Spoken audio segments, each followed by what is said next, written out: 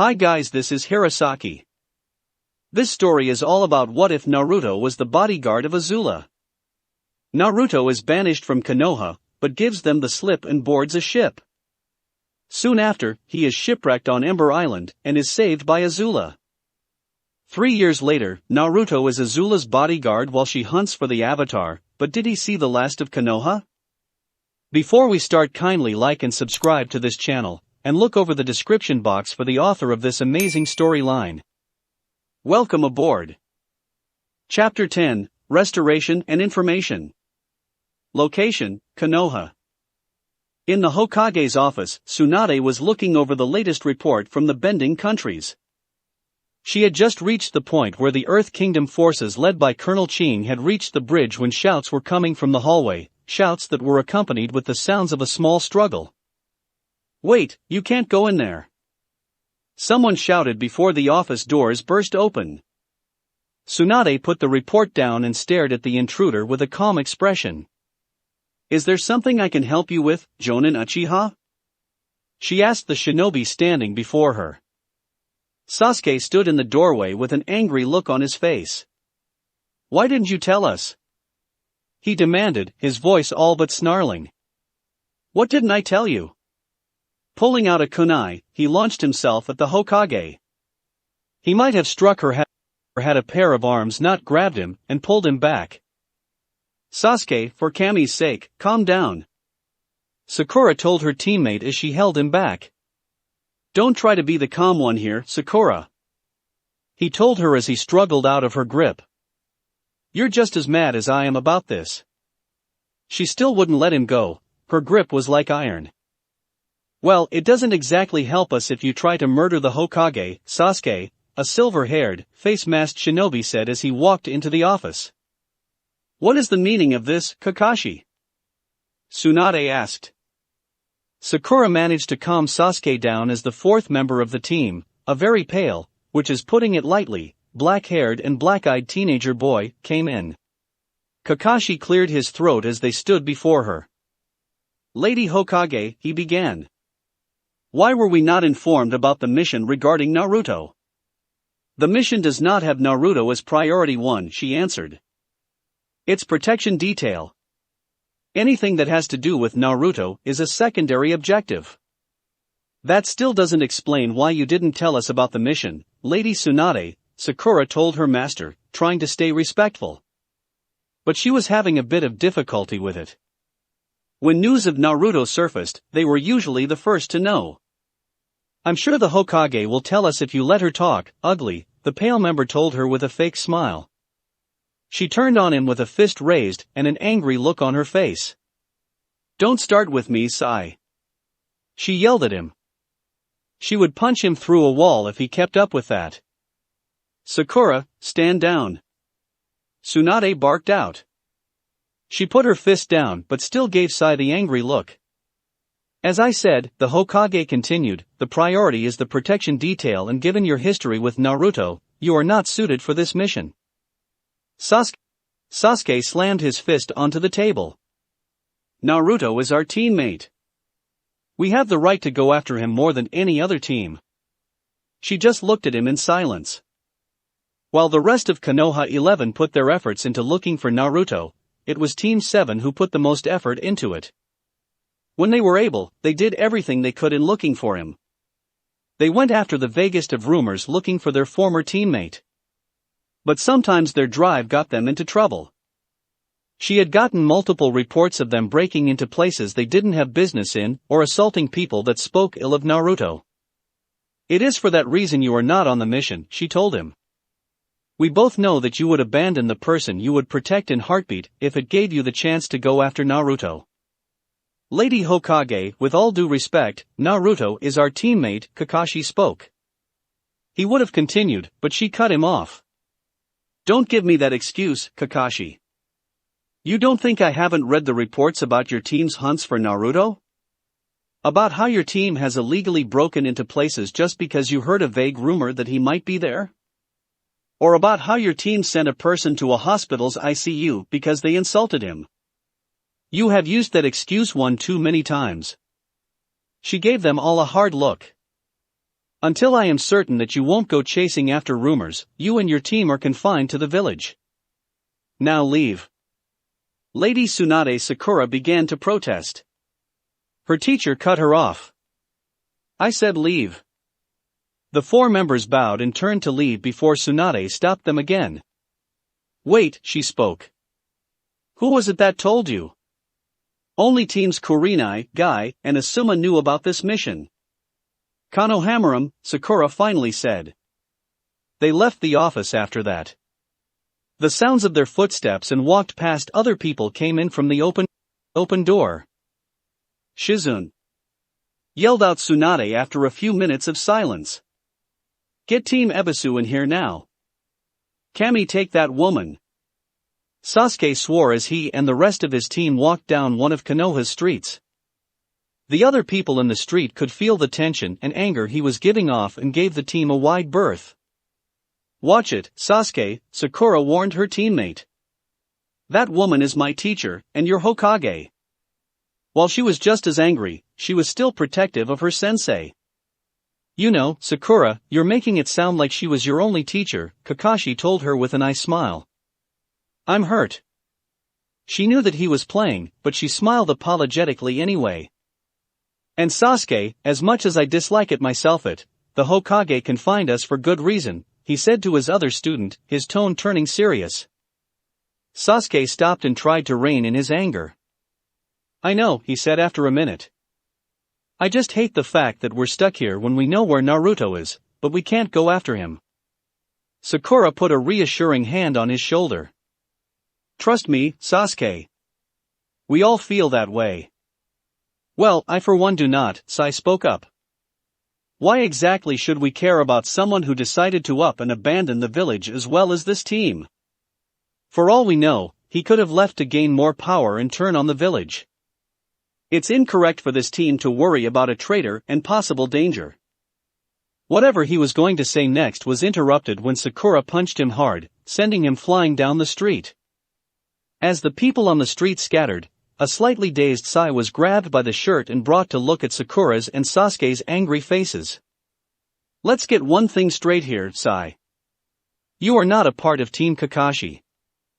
You are here only to ensure we can operate at full capacity. The 4th member of Team Kakashi is Naruto Uzumaki, Sakura told him. The next time I hear you disrespecting Naruto like that, I'll hit you so hard your head will fly off. Not if I kill him first, Sasuke said, his hand reaching for the Chikuto at his waist. Sai gave another fake smile. I'll keep those words in mind, considering your Konoha no Sakura Ho-Oh, Konoha's cherry blossom phoenix, he told Sakura. And you're the Kurojishi no Sharingan, Black Lion of the Sharingan, he told Sasuke. That's enough. Kakashi barked out. Sasuke, Sakura, let him go. They both did as they were told, letting him fall back down to the ground with the sound of him hitting the dirt echoing through an empty street. Since we're confined to the village, I recommend we all calm down. He looked at Sai. Go report back to Danzo. I'd advise you only rejoin us once everyone has calmed down. Sai simply got up, nodded and walked away. I'm going to go train, Sasuke said. He started to walk in the direction of the training grounds. He wanted to hit something. Need a sparring partner? Sakura asked as she caught up with him. He gave a slight smile and nodded his head. They walked off together to blow off some steam. People started to fill up the street once they had realized that the danger was now over. The relief on their faces were obvious to all. Kakashi watched as his 2 students disappeared around a corner. They had changed from being an Avenger and a fangirl. It's still amazing to see them be like that nowadays. He thought to himself. But they aren't children anymore. He mentally sighed. I guess we can thank Naruto for that. After learning what had happened to Naruto during his life and the pain it caused him, Sasuke realized that he had lost a good friend because of what happened. The curse mark had influenced him too much. So, he went to Jiraiya and asked him to remove it. Knowing that Orochimaru's handiwork with seals was a little crude at best, and sloppy at worst, he was able to remove the curse mark without any trouble. But Sasuke knew that wasn't the only problem. He had figured out that it only amplified both his superiority and his inferiority complexes. Surprising the civilian council, the shinobi council, and Tsunade, he volunteered to take a leave of absence from the shinobi ranks to take therapy sessions. After sessions with Ino's father, Inoichi, the two complexes had diminished almost to the point where they were non-existent. Once the sessions were over, Sasuke rejoined the shinobi ranks and proceeded to put his nose to the grindstone. He tried to refrain himself from using the Sharingan as he trained under Kakashi, only using it when it was called for. But even then, he was greatly improving. He learned everything Kakashi had to teach him and asked Guy if he could help him with his taijutsu, which sent Guy off into a speech of how youthful Sasuke was. He even learned kenjutsu to diversify his skills. All of this helped him immensely in his missions. People in Konoha started to call him the second coming of Itachi. Surprisingly enough, he didn't hate the title, but neither was he proud of it. When it came time for the next Chunin exams, both he and Sakura went to Kumo to take it, with both making it to the third stage. When Kumo does the Chunin exams, by the third stage you are given a choice. A person can fight the opponent that's supposed to fight against them, or they can make a request to fight someone else. When Sasuke made it to the final round, he asked if he could fight someone else. Intrigued, the Raikage asked who it was he wanted to fight. He stunned the entire stadium by saying your brother, Killer Bee. Before the Raikage could even say no, his brother was already in the stadium fields. Sasuke asked that it would only be a taijutsu and kenjutsu match, wanting to see where he was weak. Once the match had begun, Sasuke soon had to use his Sharingan just to keep up the Bee's movements and speed, but it still wasn't enough. After 10 minutes, the match ended in Killer Bee's favor, with the Uchiha thoroughly beat. When both the Raikage and Tsunade asked for his opinion about the fight, Bee simply said he lasted that long against the best. If it were me, I'd give him the vest. Sasuke was indeed given the rank of Chunin. His rise to Jonin rank came about a year later. Jiraiya had passed information about Orochimaru's location to the village. Tsunade created a group to take out her ex-teammate, and upon hearing about it, Sasuke volunteered for it. The plan was simple. They were to wait for night to fall, sneak into the base and kill Orochimaru, while also collecting information. Sasuke and Anko Mitarashi were delegated to information hunting while the others were to kill the Snake Sage. Despite both having a bone to pick with Orochimaru, neither of them complained about what they were assigned to do, they just accepted it. They broke into the base and separated. Both teams were to stay in contact with each other via wireless radio.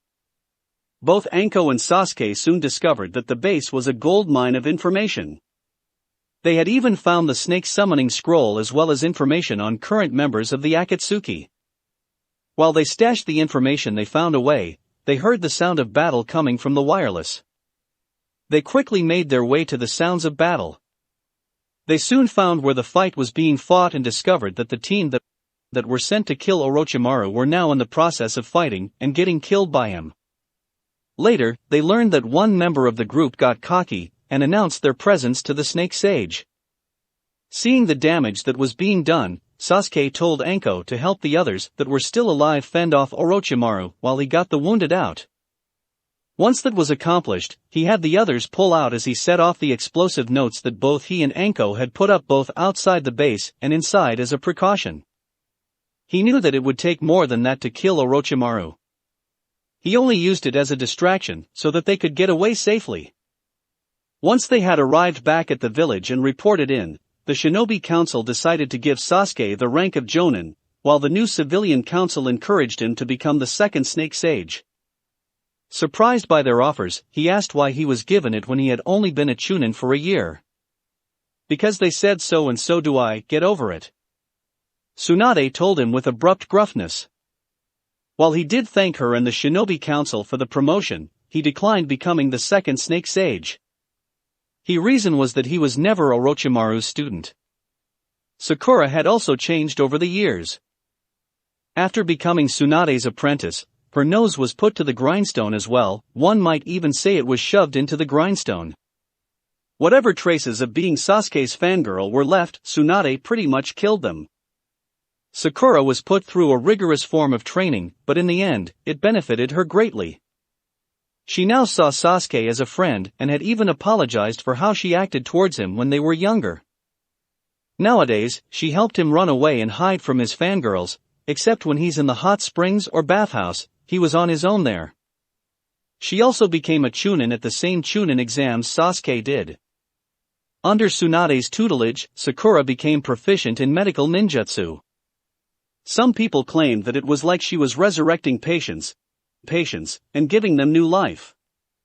Combined with the taijutsu lessons Tsunade gave her, her fiery temper, of which many a poor fool has been on the receiving end of, and her looks, earned her the title of Konoha no Sakura Ho-Oh, Konoha's cherry blossom phoenix. Sasuke received his nickname from a surprising place, his brother. One of the pieces of information that Orochimaru had was a supposed location of Naruto. Team Kakashi quickly made their way to said location. They split up to cover more ground and see if they could find anything. As Sasuke made his way through a building, he discovered that they weren't the only ones looking for Naruto. Flashback. "Hello Sasuke," Itachi said as the two brothers faced each other in an abandoned warehouse. "Get out of my way, Itachi," Sasuke told him. "I don't have time to deal with you." He walked past him to get to the door on the other side, surprising his brother a little. "Are you here for Naruto?" The single question Itachi asked made the younger Uchiha stop in his tracks. "So, you are here for him? It seems we are looking for the same thing. Perhaps we should combine our efforts?" The last question was laced with both irony and sarcasm. "You stay away from him," he roared at his brother, whipping back around to face him, Sharingan blazing. "You touch him, and I'll gut you." Itachi flinched and took a step back at the intensive glare his brother was giving him. But he recovered. "So, you would rather fight me not for what I did, but for what I might do?" he asked with quiet surprise in his voice. "Killing you won't bring back our clan. But it will definitely stop you from finding Naruto," he growled as he slowly reached for a kunai. The silence between the two brothers filled the warehouse. Had it been any other situation, anybody who was in there as well would have felt awkward. Fighting to protect your friends rather than to avenge your family? Itachi was silent for a couple of seconds and then smiled. "It seems that you have grown, Sasuke. You may still be foolish, but you are not the same foolish little brother I remember." "How am I still foolish?" he demanded. He felt like he had matured since that night and even more so since the last time he has seen his brother. But to hear him say that he was still foolish made him feel like nothing had changed at all. "Have you considered the possibility that Naruto doesn't want you to find him?" "He came after me, so I will do the same for him," he replied with confidence, remembering how Naruto chased after him when he had tried to leave. "I was such an idiot," he mentally berated himself. And now, he was trying to make up for his idiocy. "And what if he doesn't want to come back?" Itachi asked, curious to see how his brother would answer. This was a new and different Sasuke he saw. He was wondering how much he changed. "He'll come back," he said with determination. "I know he will." His brother scoffed. "Still foolish," he muttered. "It seems you haven't changed as much as I had though." He began to walk away before stopping again in front of the rear door. "I hear that the villagers call you my second coming. The villagers will say what they want. It does not matter to me." Shinobi who listened to how people talked about them usually got a swelled ego. He didn't want or need that. But one should always try to have a name they can call theirs. "So I, Itachi Uchiha, hereby name you the Kurojishi no Sharingan, Black Lion of the Sharingan. Let the countries know you as such," he declared with both formality and authority before he continued walking out of the building. Sasuke just watched as his brother left. "Thank you, Aniki," he whispered before leaving through the other door. Itachi may have his enemy nowadays, but he was still his brother. And he had always wanted Itachi to praise him. Giving him his own nickname was his own way of praising him. Itachi stood outside the building, his ears having caught what Sasuke had whispered. "You're welcome, Otuto." He continued to walk away, trying to find Kisame, so they could continue their own search for Naruto. End flashback.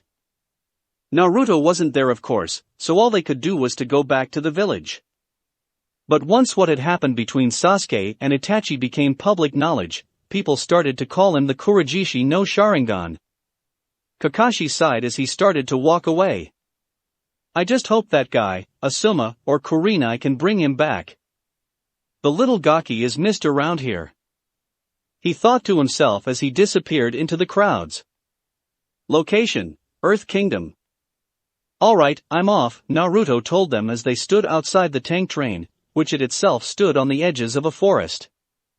It had been a week since the Battle of Kozan.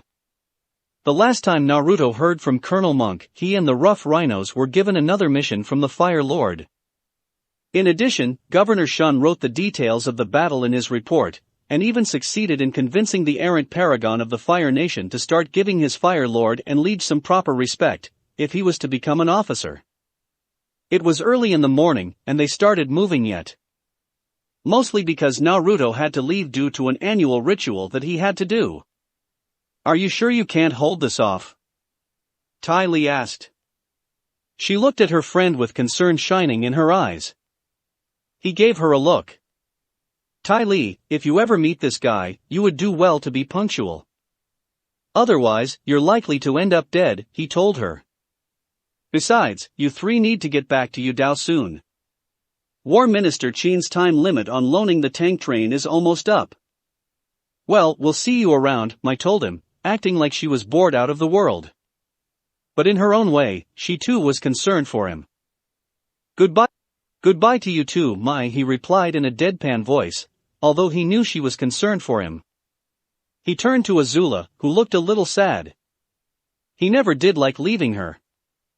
She may have had her two closest, if only, friends with her, and he knew that she could hold her own in a fight, but it still made him a little worried. But he knew that if he didn't try to keep this appointment, there was a very good chance of ending up as food. "Don't worry your royal head, princess. I'll be back before you know it," he said with a cheerful voice that they both knew was a fake one. She lost the sad look, scoffing at her bodyguard. "Who said I was worried?" she asked, trying to sound like she had been offended. He grinned. "You need to stop worrying, Kit," the QB told him. "She's got Ty Lee and Mai. She'll be fine." "You're right," he silently replied. "Now don't go doing anything stupid," he told her, faint concern showing in the sentence. She heard it but fought to keep her face calm and not to show any other emotions. "Did you forget who you're talking to?" "Right, sorry." He looked at Ty Lee and Mai. "Make sure she doesn't do anything stupid, okay?" he asked, this time with obvious humor instead of concern. They both nodded, making Ty Lee giggle and Mai chuckle, making Azula lose the fight to stay calm and became angry. "Naruto, she began, but he was already gone." They could hear his laughter on the wind. "I swear there are days when I hate him so much." "Of course, you do," Mai said, like she was stating the obvious. But both she and Ty Lee knew she was lying when she said things like that. Aang sat on the ground with a flute in hand. In front of him were several holes in the ground. "What's out here?" Sokka asked. He wasn't seeing much.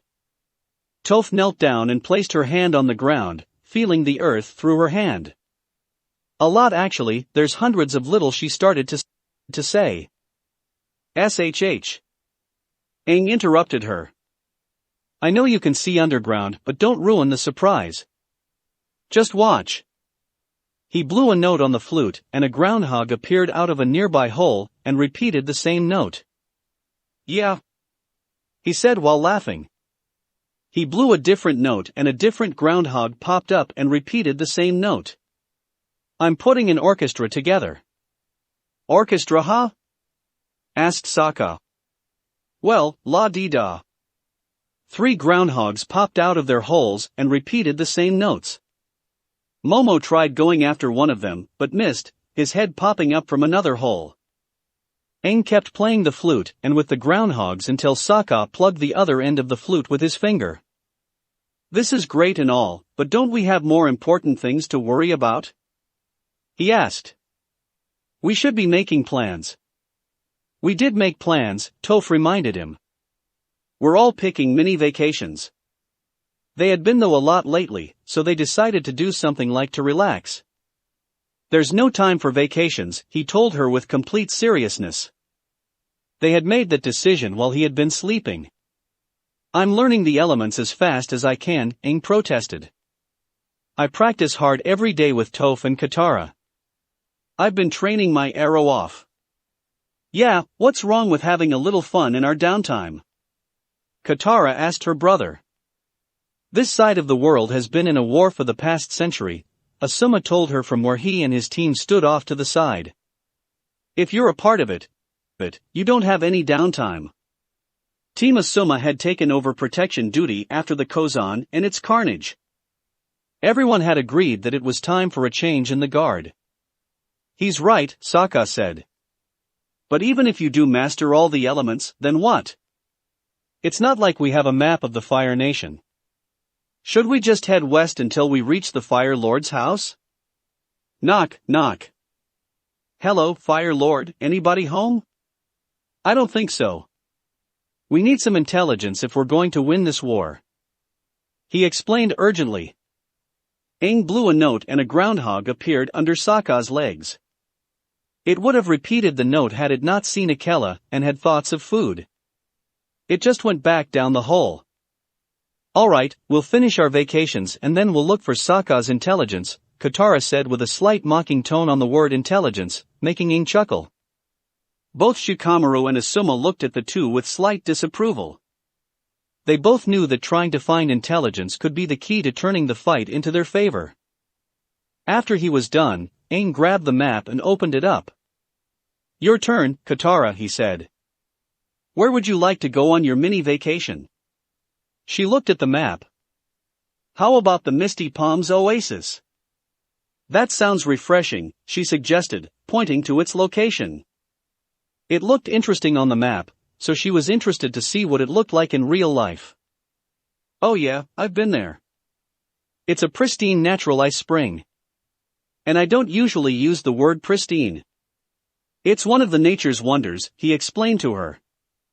"Well, let's go already," Sokka told them impatiently. "The sooner we're done with these mini vacations, the sooner we can get back to the more important things." He walked back towards Appa, climbing aboard. "What's wrong with him?" Aang asked Katara. I don't know, he's been like that ever since Kozan," she answered honestly. Since taking part in the battle outside Kozan, Sokka had been acting a little more serious. He still made sarcastic comments and made jokes, but they knew that something inside of him had changed. It's his way of coping with the fact that he killed someone for the first time, Asuma answered them, walking up to them while everyone else was getting back on Appa. "Coping?"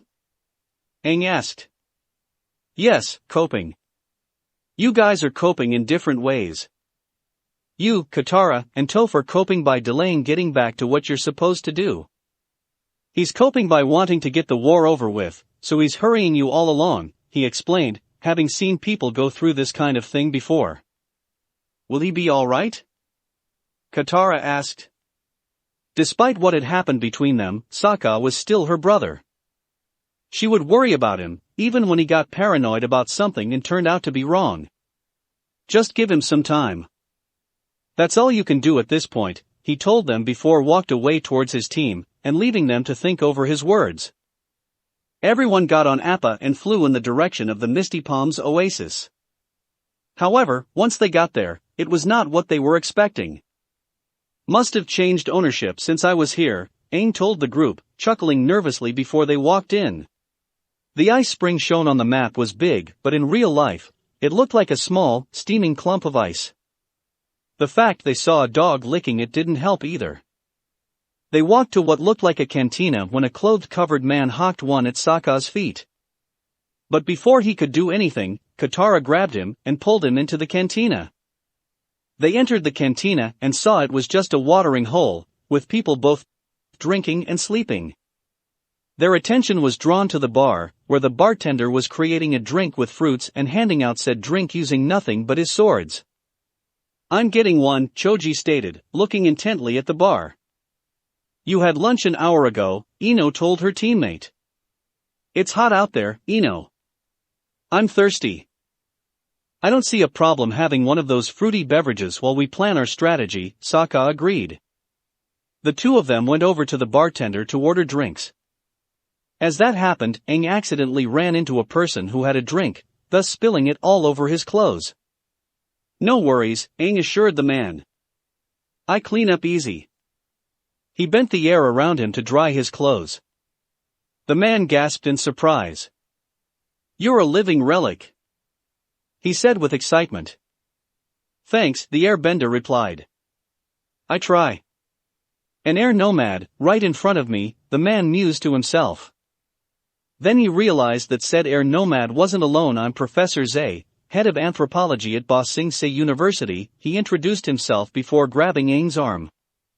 "Tell me, which of the air temples do you hail from?" "The Southern Temple," he answered. "Oh, splendid!"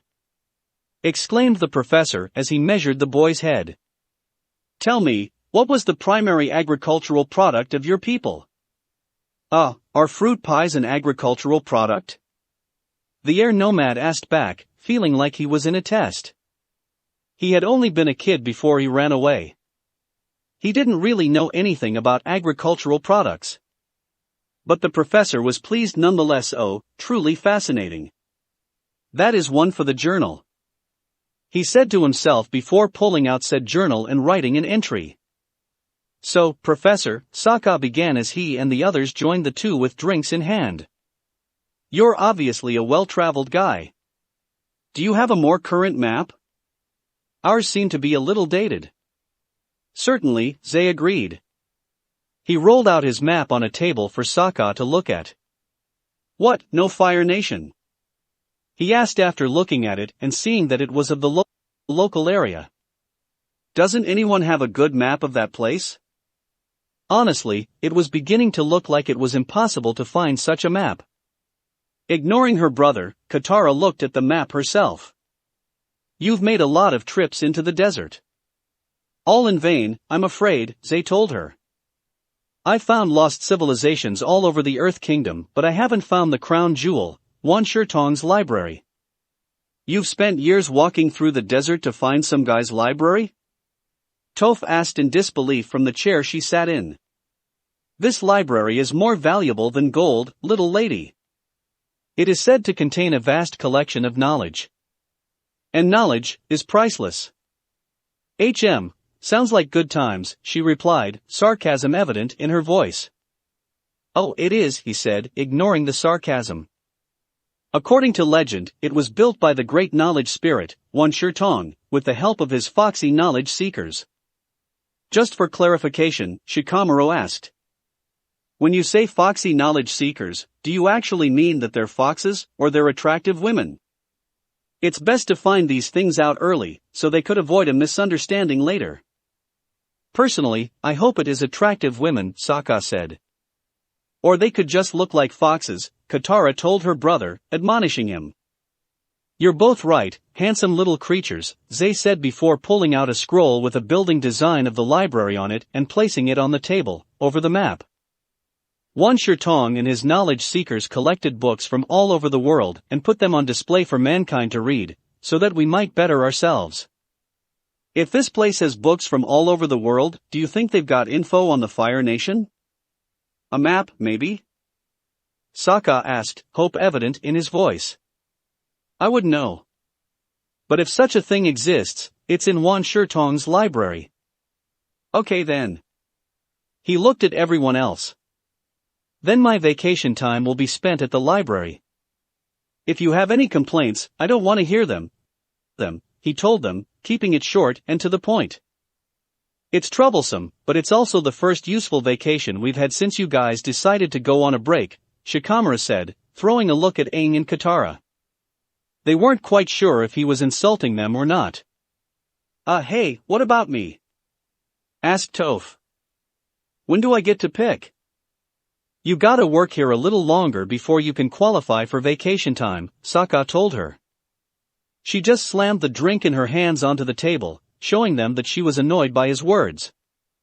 "Of course, there's the matter of finding it," Zay admitted. "I've made several trips into the Siwang Desert and almost died each time. I'm afraid that desert impossible to cross," he noted with a disappointed tone. Sokka and Aang shared a look and had the same idea. "Professor, would you like to see our sky bison?" Sokka asked him. "You actually have a sky bison?" Zay asked them, both surprised and joyful. Before anyone could answer, they all heard loud barking coming from outside the cantina. "That's Akela!" the tribesman exclaimed, running out of the cantina.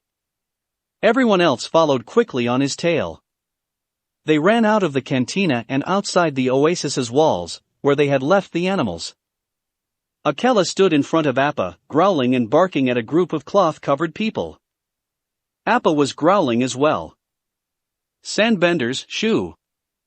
Away from the bison and the wolf!" ordered Zay as the group reached them. They did as they were told, boarding their sand sailor and sailing away into the desert. Naruto entered the place via the usual way. "Honestly," he muttered, walking down the side of the wall. "The least he can do is let me know where the back door is. That way I don't have to do this every time." Is he still a little miffed about the fact I found the air-bending scrolls and read them without his permission? He knew he shouldn't have read them, but it was too good a chance to pass up at the time. He was lucky enough not to end his food. He landed on solid ground and looked around. "Where is he?" he asked aloud before shrugging his shoulders. "Whatever, I'm just here to do what I promised to do." He walked away, already knowing where to go. "So, how much do you want to bet that you're going to find one of his traps this trip?" the QB asked from within.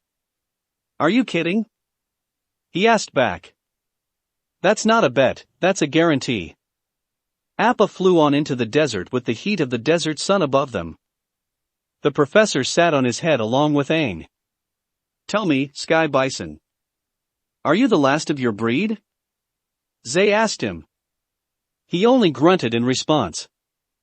"Oh, delightful, I only wish I spoke his tongue. Oh, the stories this beast could tell." Momo hopped over to where he sat and began chattering. "Shush, chatty monkey," he told the lemur. Aang looked at the scroll with the building design.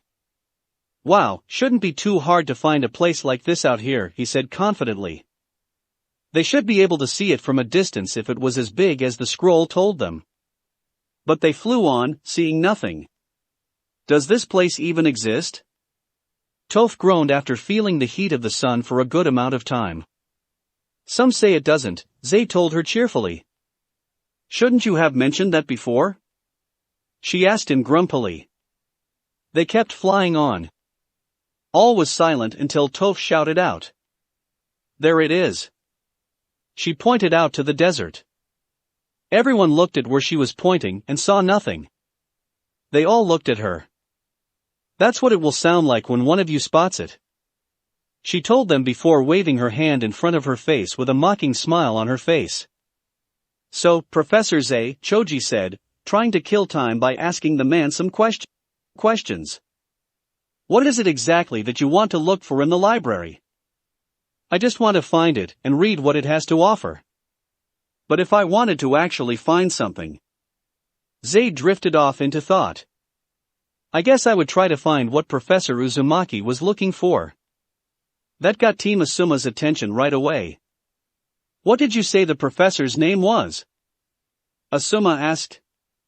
He wanted to be sure he had heard right. "Professor Uzumaki, he was the previous head of anthropology," the professor repeated. "Why do you ask?" "The Uzumaki clan was destroyed during the last Shinobi World War. The survivors were scattered. We had never thought that one ended up here." Asuma looked at the professor, curiosity showing on his face. "Is he still alive?" Unfortunately, I don't know, Zay told them. He retired and then disappeared into the Siwang Desert, looking for the very library we are. He thought something over. When was this last Shinobi World War? He asked Asuma. About 16 years ago. He frowned once he heard those words. I don't think Professor Uzumaki came here because of his clan's destruction. What makes you say that? The Konoha shinobi asked him. Because he was the head of the anthropology department for over 50 years, Zay told them. He retired 10 years ago. Did you know him well? Choji asked. It sounded like he did. I was his student and helper, he answered with pride. In fact, he often told me about his home country. Why did he want to find the library? Ino asked him, curious to know. The only Uzumaki she had known was Naruto, and she never remembered him as the scholarly type. The idea of an Uzumaki professor sounded almost alien to her. Professor Uzumaki was convinced that somehow the history of the bending countries and the history of the elemental countries were connected, he explained. He believed that the beginning of the Avatar also had something to do with the history of the shinobi, to be specific, the person who started the shinobi era.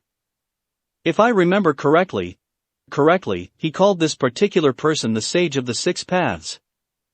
That's the guy who started the shinobi era, all right. No one knows what his name was, Shikamaru said, lifting his head up from where he lay in the saddle. At least, that's according to the troublesome legends. He let his fall back down so he could look at the sky, hoping to see if there were any clouds. Professor Uzumaki hunted everywhere for evidence to support his hypothesis, but he could only find scraps of information, which led him to believe that the answers he was looking for were in Wan Shitong's library. However, the university would not allow him to go look for it, so he retired. Why would he think the answers would be in the library? Sokka asked him. According to the information he gathered, the library holds tomes and scrolls that speak of the era the first paragons lived in as well as the history dealing with the beginning of the Avatar. Sokka looked down at the paragon medallion hanging from his neck. Are you sure? He asked the professor. He knew little of the paragon's past, so he was curious to know what had happened. I don't know. That's why I want to find the library. They flew on for a few more minutes. The heat kept beating down on them, making them start to sweat. It shouldn't be this hard to spot a giant, ornate building from the air, Katara said as she and Sokka looked over the side of the saddle. Sokka looked through his telescope to look through the desert and saw something. Down there, he called out, getting everyone's attention. What's that? He pointed down at the object. Aang landed Appa in front of what appeared to be a tower buried in the sand. Forget it, Katara said as she held the scroll of the library designs. It's obviously not what we're looking for. The building in this drawing is enormous. They all then saw something shine on nearby dune. On the top of said dune was a canine-like animal with a scroll in its mouth. What kind of animal is that? Sokka asked as they watched it head towards the tower, and then run up the tower wall before disappearing through a window. I think that was one of the knowledge seekers. Zay said in excitement. I don't know about that, but I know I saw a fox, Choji said. We must be close to the library. The professor announced with enthusiasm. Sokka looked at the drawing. No, this is the library. Look. He pointed to the tower buried in the sand and then to the tower on the top of the building in the drawing. They were one and the same. It's completely buried. Realization dawned on Zay's face. The library is buried. My life's ambition is full of sand. He fell to the ground and then his attitude did a complete 180. Well, time to start excavating. He said cheerfully before grabbing a small trowel and digging up the sand. The others looked at him in disbelief. He was going to need more than a trowel to get through that much sand. Toph walked up to the tower wall and placed a hand on it, feeling the entire structure. Actually, that won't be necessary. The inside seems to be completely intact. And it's huge. The fox went through a window up there, Asuma said, pointing upwards at the window. I say we climb up there and give it a look, Sokka suggested. Toph folded her arms. I say you guys go ahead without me, she told them. You got something against libraries? Katara asked her. I've held books before and I've gotta tell you, they don't exactly do it for me. Alright, sorry, she awkwardly replied, once again remembering that Toph was blind. Let me know if they have something you can listen to. That would be something interesting for her. Asuma had borrowed Sokka's boomerang and tied rope to it. He threw it at the window, and made sure it wouldn't shake loose. He began to climb up with Zay and Katara behind him while his team brought up the rear. Aang and Sokka, however, were with Appa and Akela. Don't worry, buddy, Aang told his sky bison. I'm not making you go underground ever again. You can stay out here with Toph. That goes for you too, Akela, Sokka told the wolf. And remember, if Toph tries to do anything stupid, aim for the hair. Akela nodded in answer, ignoring Toph's protest. The two of them left, leaving a blind earthbending master with a sky bison and a white wolf. What's up? That was the first question she asked the two of them. Everyone else was climbing down the rope into the library. The sound of feet scraping against the stone tower echoed out into the desert. When they got past the insides of the tower, and felt the cool air wash over them, they saw the entire library. Oh, it's so breathtaking, Zay stated as they all hung onto the rope. The spirits spared no expense in designing this place. Look at those beautiful buttresses. The last sentence sent Sokka, Katara, and Aang into fits of giggles. What's funny? The professor asked them. Nothing, Aang told him. We just like architecture. As do I, the professor said, missing the point. Whatever, will you people hurry it up? Ino said higher up on the rope. She didn't want to be hanging on the thing all day long. Soon enough, they all got off the rope and onto a bridge in the middle of the hallway. My word, began Zay. The exquisite mosaic handiwork of this tile-rendered avian symbol.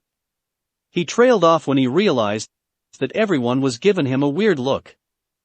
Nice, he finished off lamely.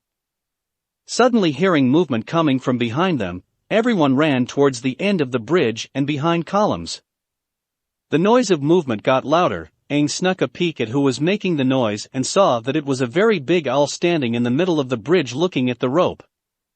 Its head then turned to look around the library, and did an almost 360 turn to look at where they were hiding.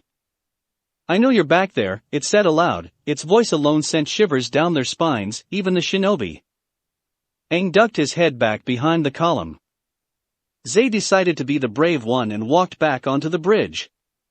Hello. I'm Professor Zay, head of anthropology at Ba Sing Se University, he introduced himself before bowing to the owl, trying to sound friendly.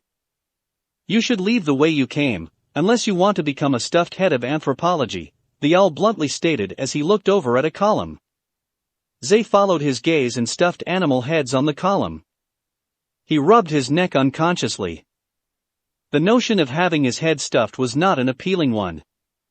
Everyone else emerged from where they were hiding.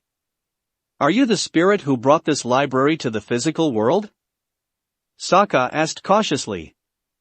He got the feeling that this was a spirit much like Ko. You had to be incredibly careful and tread lightly. Indeed, the owl answered. I am one Tong, he who knows 10,000 things, and you are obviously humans, which, by the way, are no longer permitted in my study. His head kept swerving between Sokka and Zay, who stood in the front of the group. What do you have against humans? Aang asked.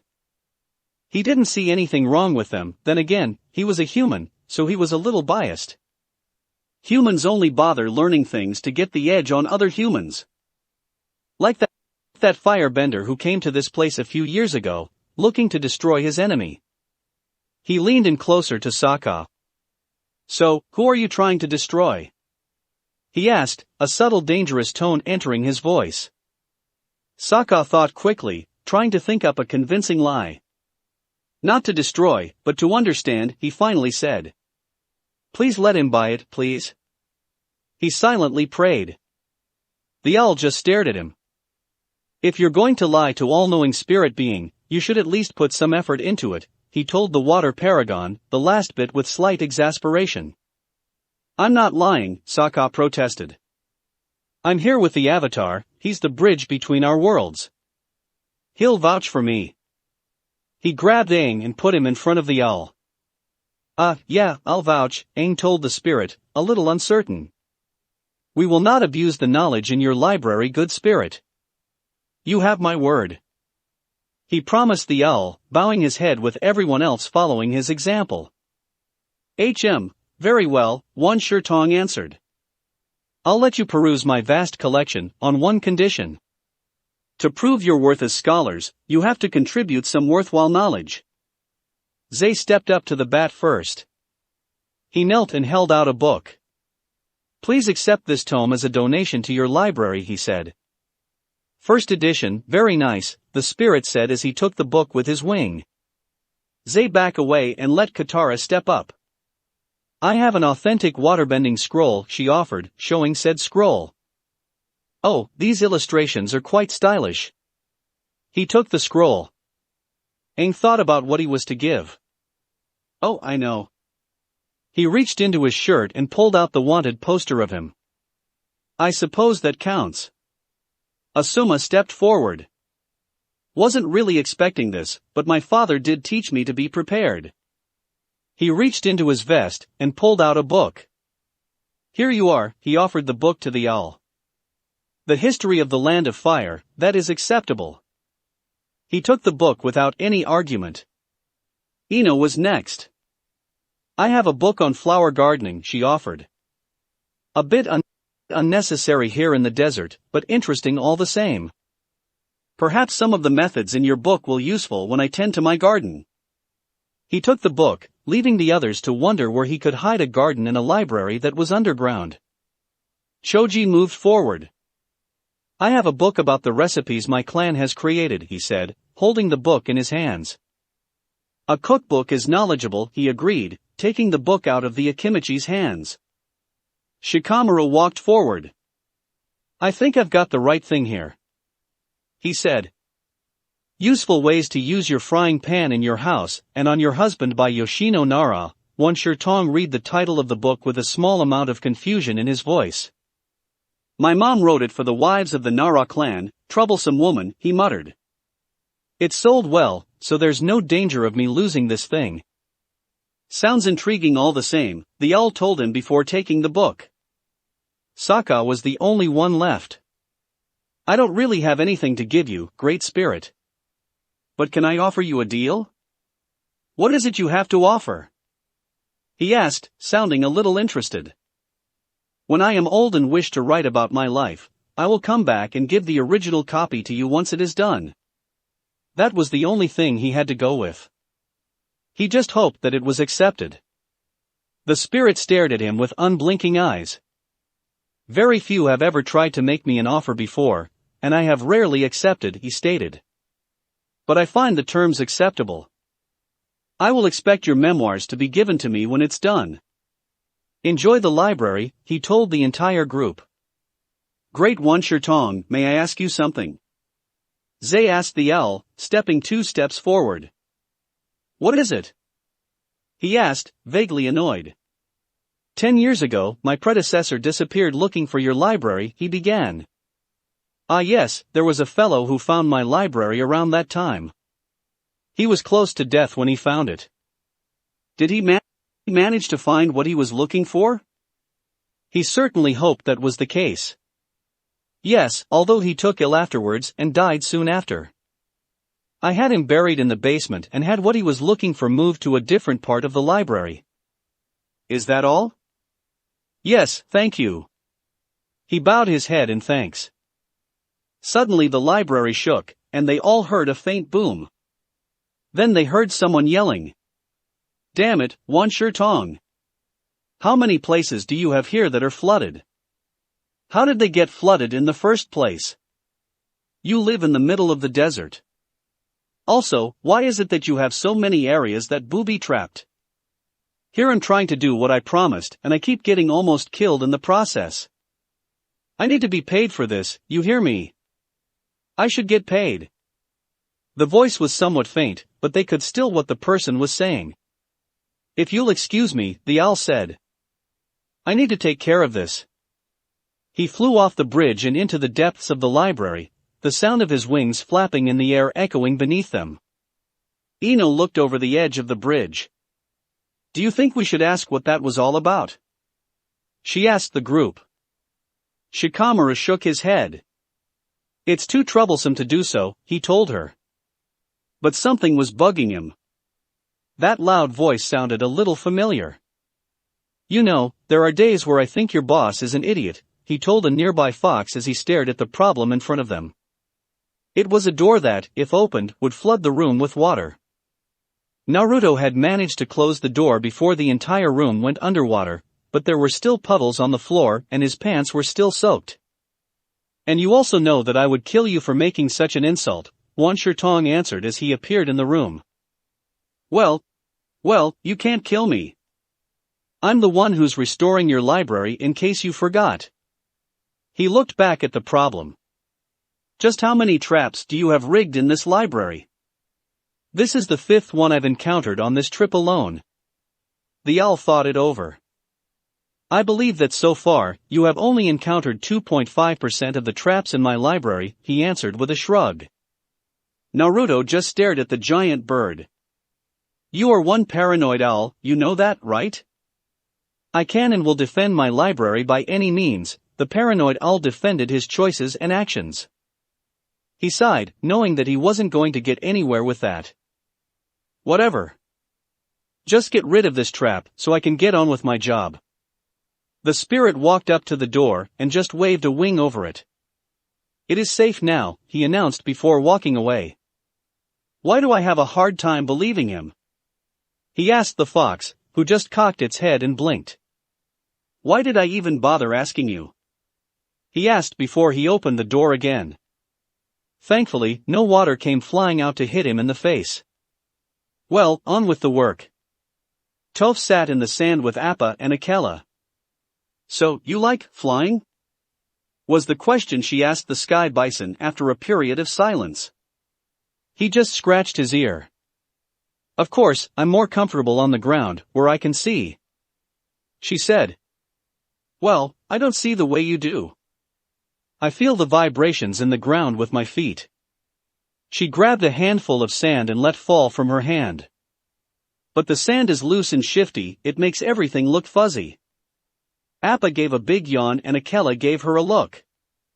Not that there's anything wrong with fuzzy. She quickly told them. Everyone was looking through the bookshelves while a nearby fox put a book back into the shelf where it came from. Hey, look at these weird lion turtle things. Aang said, holding a picture of the creatures for everyone to look at. Sokka looked at the picture. They were weird, but he wasn't surprised I've seen weirder, he stated. He walked away, browsing through the many different books. Aang, Katara called out. Did you know in a past life you were left-handed? Left-handed? She asked as she walked over to him with a book in her hands. I always knew I was special, he replied with a big grin. Well, you are the Avatar after all, Shikamaru drawled. He was very special. Be nice, Shikamaru, Ino told her teammate. Sokka kept walking around, looking at books and scrolls. If what they had interested him, he took it and put it in his bag. He then came upon a glass container that held a burnt piece of paper with writing on it. The darkest day in Fire Nation history, he read. It's got a date at the top, but it doesn't say anything else, he said to himself. Looking around to see if anyone was watching him, he pulled out his machete to pry open the glass and took the piece of paper out. Sheathing the machete and rolling up the piece of the paper, he began to walk away when the others showed up. Sokka, where are you going? Aang asked him as he began to run off. Whenever the tribesmen started running, something was up. I want to know what to the Fire Nation on their darkest day, he told them, holding up the scroll. This could be promising. He ran through the library with the others right behind him, racing past aisle after aisle of ancient books. The information on the Fire Nation should be right up in here, he said as he came to a door with the symbol for fire above it. The door was close, and when he tried to open it, it wouldn't open. It's barred from the other side. There's a note right here, Katara said, pointing to a piece of paper on the wall next to the door. Asuma took it and read aloud to the group. To whom it may concern. Due to an idiot's notion that no one should know about his nation's weaknesses, he burned all the information on the Fire Nation. Therefore, this section of the library is closed for restoration. Thank you for understanding. Naruto, Paragon of the Fire Nation. P.S. If you're wondering how long it's going to take for it to be completely restored, I honestly don't know. Naruto's been here? Choji asked in surprise. It was beginning to look like everywhere they went, the blonde had been there too, even when they weren't looking for him. That's not important right now, Sakura told him, staring at the barred door. I need to know what happened on the darkest day, he muttered to himself. It could be the key to turning the war in their favor. Hearing an animal whimper, they all turned around and saw one of the knowledge seekers standing on its hind legs. Hello, little weird fox guy. Sakura greeted him uncertainly. The fox got back on all fours, turned around and pointed. Seems it's trying to assist you, Zay noted. Sure, he told the fox. I guess I'll follow you. The fox took off and led them through the library, their footsteps echoing in the air. It finally stopped at a large golden design on the wall. The fox went through a small hole next to the design and disappeared. The inner part of the design began to roll to the side, revealing that it was a door. On the other side of the door was the fox.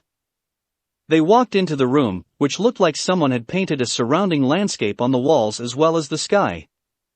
In the middle of the room stood a pedestal with 4 different sets of dials and a lever. The fox walked up to the lever and pushed on it. The sky turned into the night sky, showing all the stars as well as the path of the moon. This room is a true marvel. A mechanical wonder, stated Zay. It's a planetarium that shows the heavens moving. Cool. Choji exclaimed as he watched the thing work. He had never seen something like this before. This is beautiful, but how is it helpful? Sakura asked as the night disappeared and the sky reappeared. Maybe these dials represent dates and times, Katara suggested as she looked at the pedestal. It looked like it to her. Sakura, try entering that date from that parchment you took. SHH, Katara, he shushed her.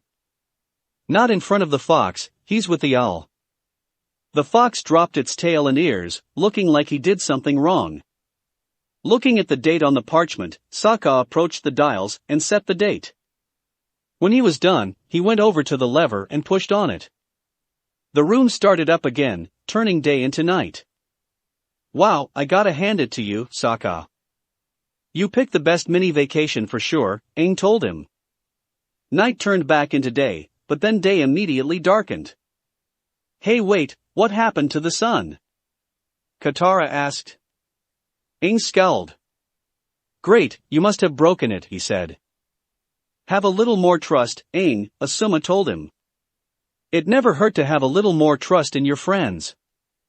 Sakura looked at the planetarium. It's not broken, he said, realizing what it was showing them. The sun is behind the moon. It's a solar eclipse. It's literally the darkest day in Fire Nation history. He grabbed Aang by the shoulders. Now I get it. Something awful happened on that day. I don't know what, but I do know why. Firebenders lose their bending during a solar eclipse. He let go of Aang, who grunted in pain. Sorry. That makes sense, Katara agreed. I mean, think of what the lunar eclipse at the North Pole did to the waterbenders. This is huge. The fox walked up to Sakura and stood on its hind legs in a begging position. Fine, you earned it, Sakura acknowledged, taking a treat out of his bag and tossing to the fox. "We've gotta get this information to the Earth King and Boss Sing Se," he told everyone. "We'll wait for the next eclipse. Then we'll invade the Fire Nation when they're totally helpless. The Fire Lord is going down." Before his mood could reach the others, a large shadow loomed over him. "Mortals are so predictable, and such terrible liars," Wan Tong said as he stood before them. "You betrayed my trust. From the beginning, you intended to misuse this knowledge for evil purposes." "You don't understand," Sakura protested. "If anyone's evil, it's the Fire Nation. We need this information. They had to end the war. You think you're the first person to think their war was justified?"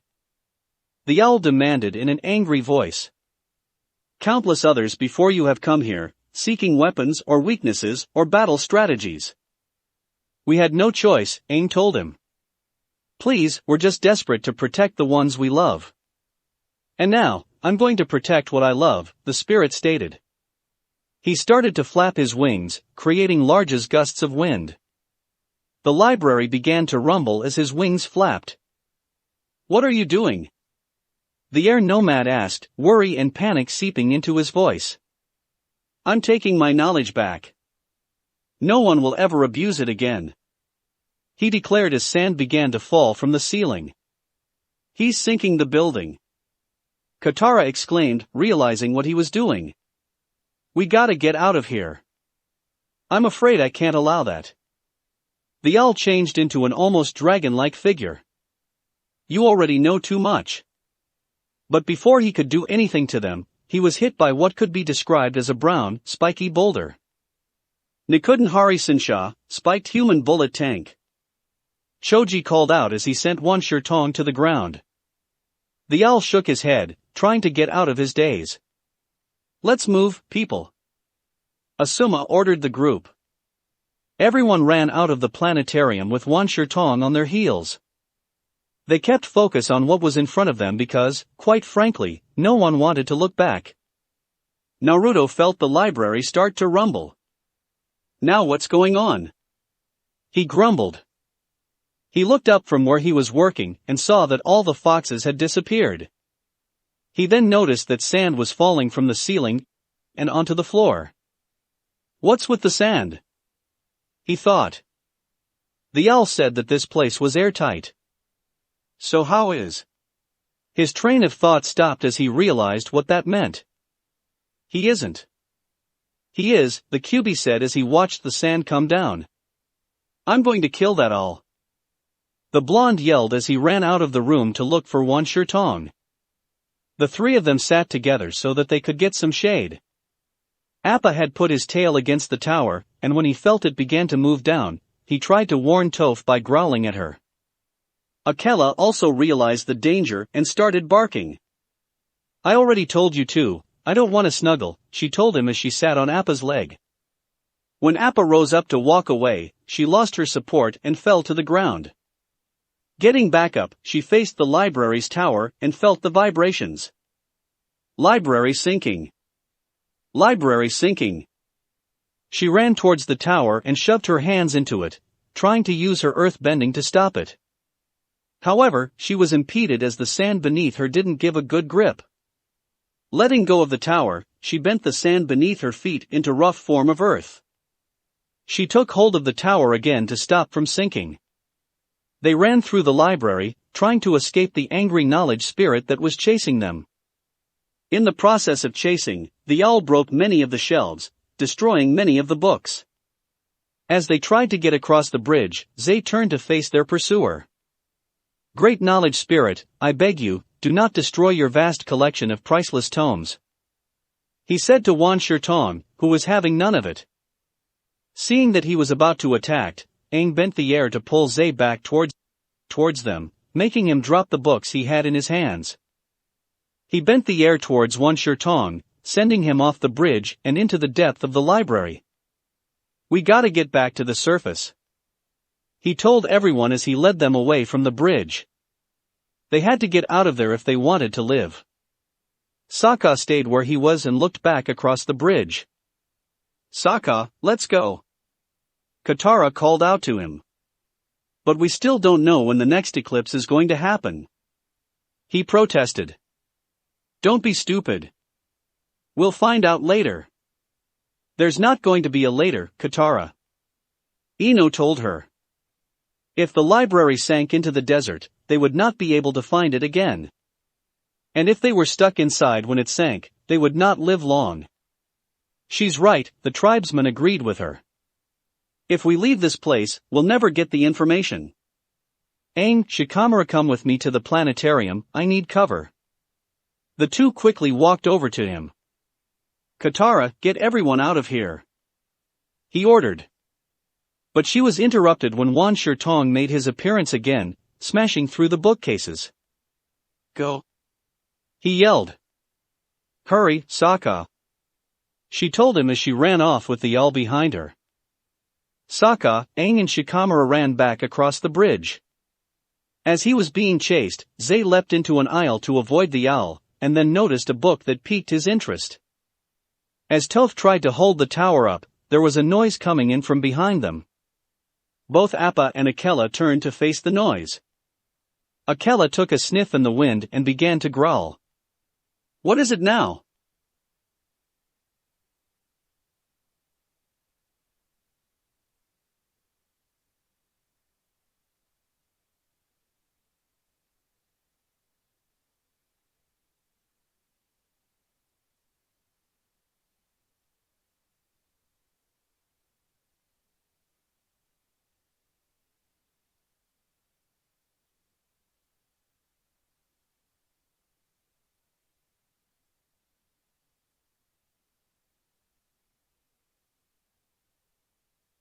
Toph asked them. It turned out to be the Sandbenders coming back for Appa. One of them bent a gust of sand at Appa, obscuring him. Who's there? Demanded Toph. The sand sailors began to encircle Appa. Akela joined his larger friend in the fray. The three of them ran back into the planetarium. Why are we doing this?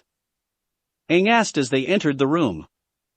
Because if this calendar can tell us about eclipses in the past, then maybe it'll project when the next one will be, Sokka explained as he approached the pedestal. You can't possibly check every single date, he objected. They didn't have the time for that. I don't have to.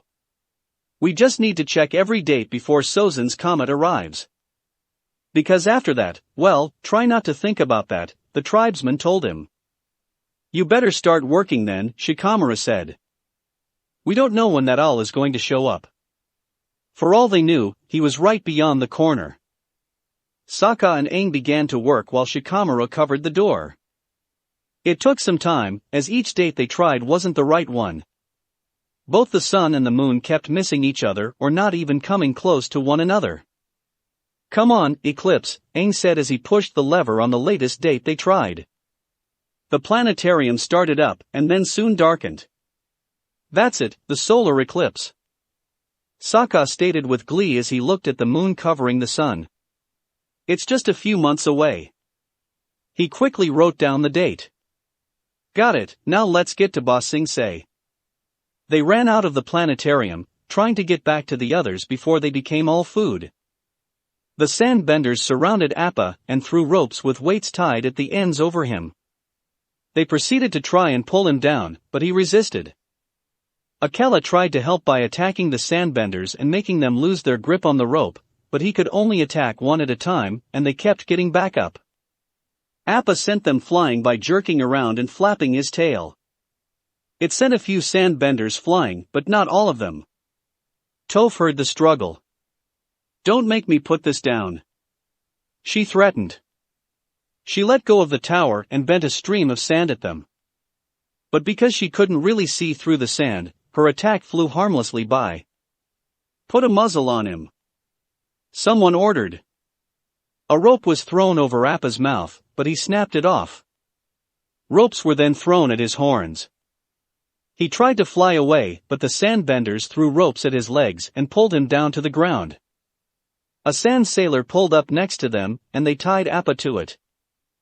Akela Akela was still attacking the Sandbenders and going after the ropes that held Appa. "Will somebody take care of that damn dog?" Toph heard another voice called out. She heard flesh hitting flesh and Akela yelping. "Stupid cur, just lay there and die." The first voice said as she heard a blade being drawn and cutting through flesh. The sand sailors flew off with Appa in tow. "No!" Toph cried. "Stop sinking." She let go of the tower and bent streams of sand in random directions, but the Sandbenders were already gone, and she still had to hold the library in place. "I'm sorry, Appa," she said to herself, but then realized something. "Akela? Akela, are you there?" she called out. She heard the pained whimperings of him getting closer, but she couldn't make sure where he was. She had to focus on holding the library up so the others could escape. Katara's group kept on running from Tong. "Split up," she ordered the others. They scattered, but the owl stayed on her. Making a quick turn, she disappeared from his sight and hid at the end of a bookshelf, holding Momo. She tried to stay quiet, but her panting sounded like it filled the entire library, at least to her. The knowledge spirit searched for her among the bookshelves. "At least I'll have one specimen to add to my collection," he announced as he noticed Momo's tail hanging out from behind a bookshelf. He made a lunge for them, but they were already moving. He went after them, now taking more care to avoid the shelves. They made their way back to the bridge, joining up again with Asuma, Ino and Choji. They ran out to the bridge, but Tong was right behind them.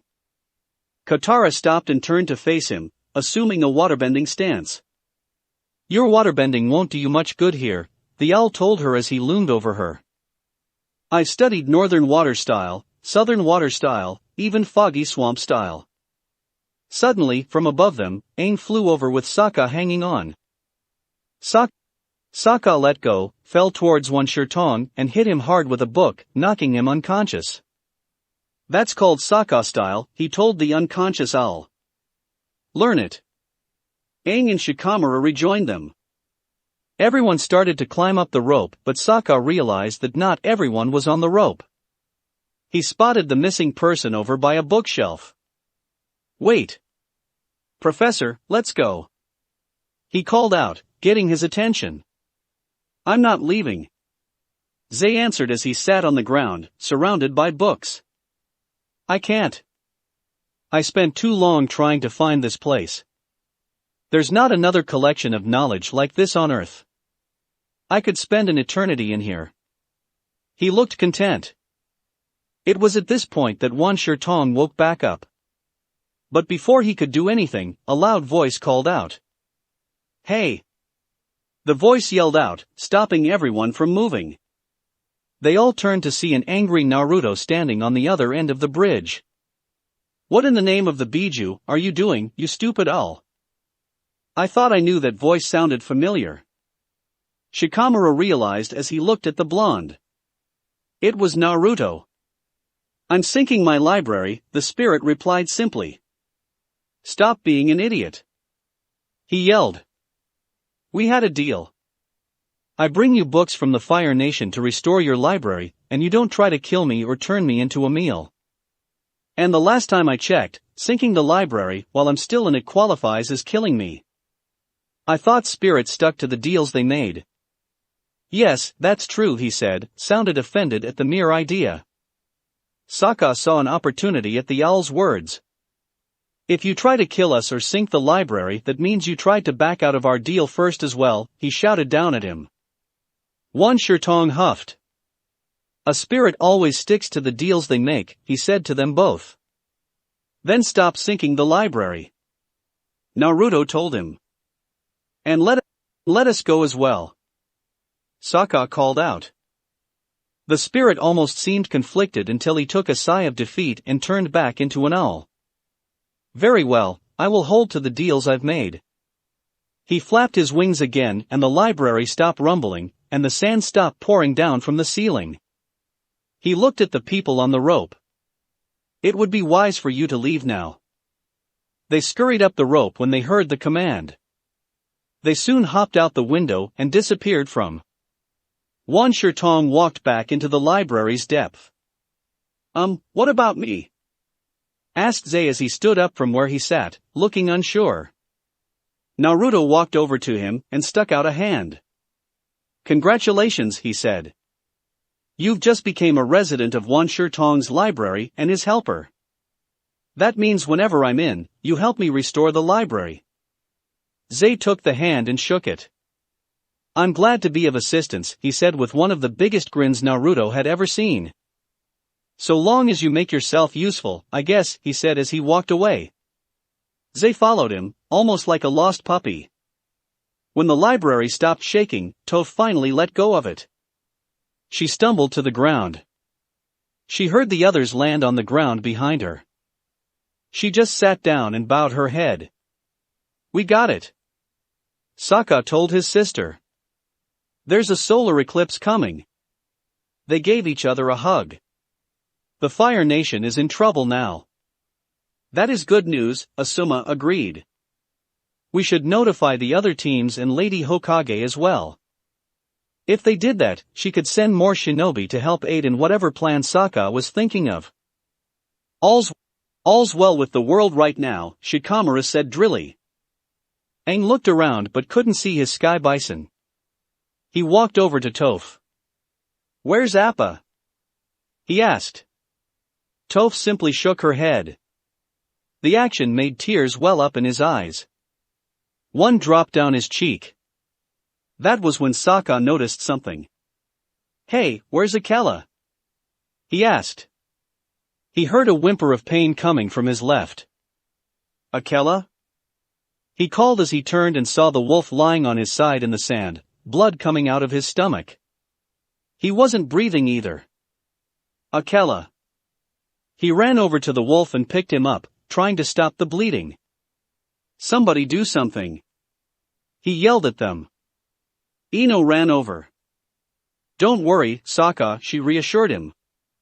I'm trained as a healer and I've helped Kiba's clan heal their animals. Just hold him steady. Her hands glowed green and she placed them over the wound.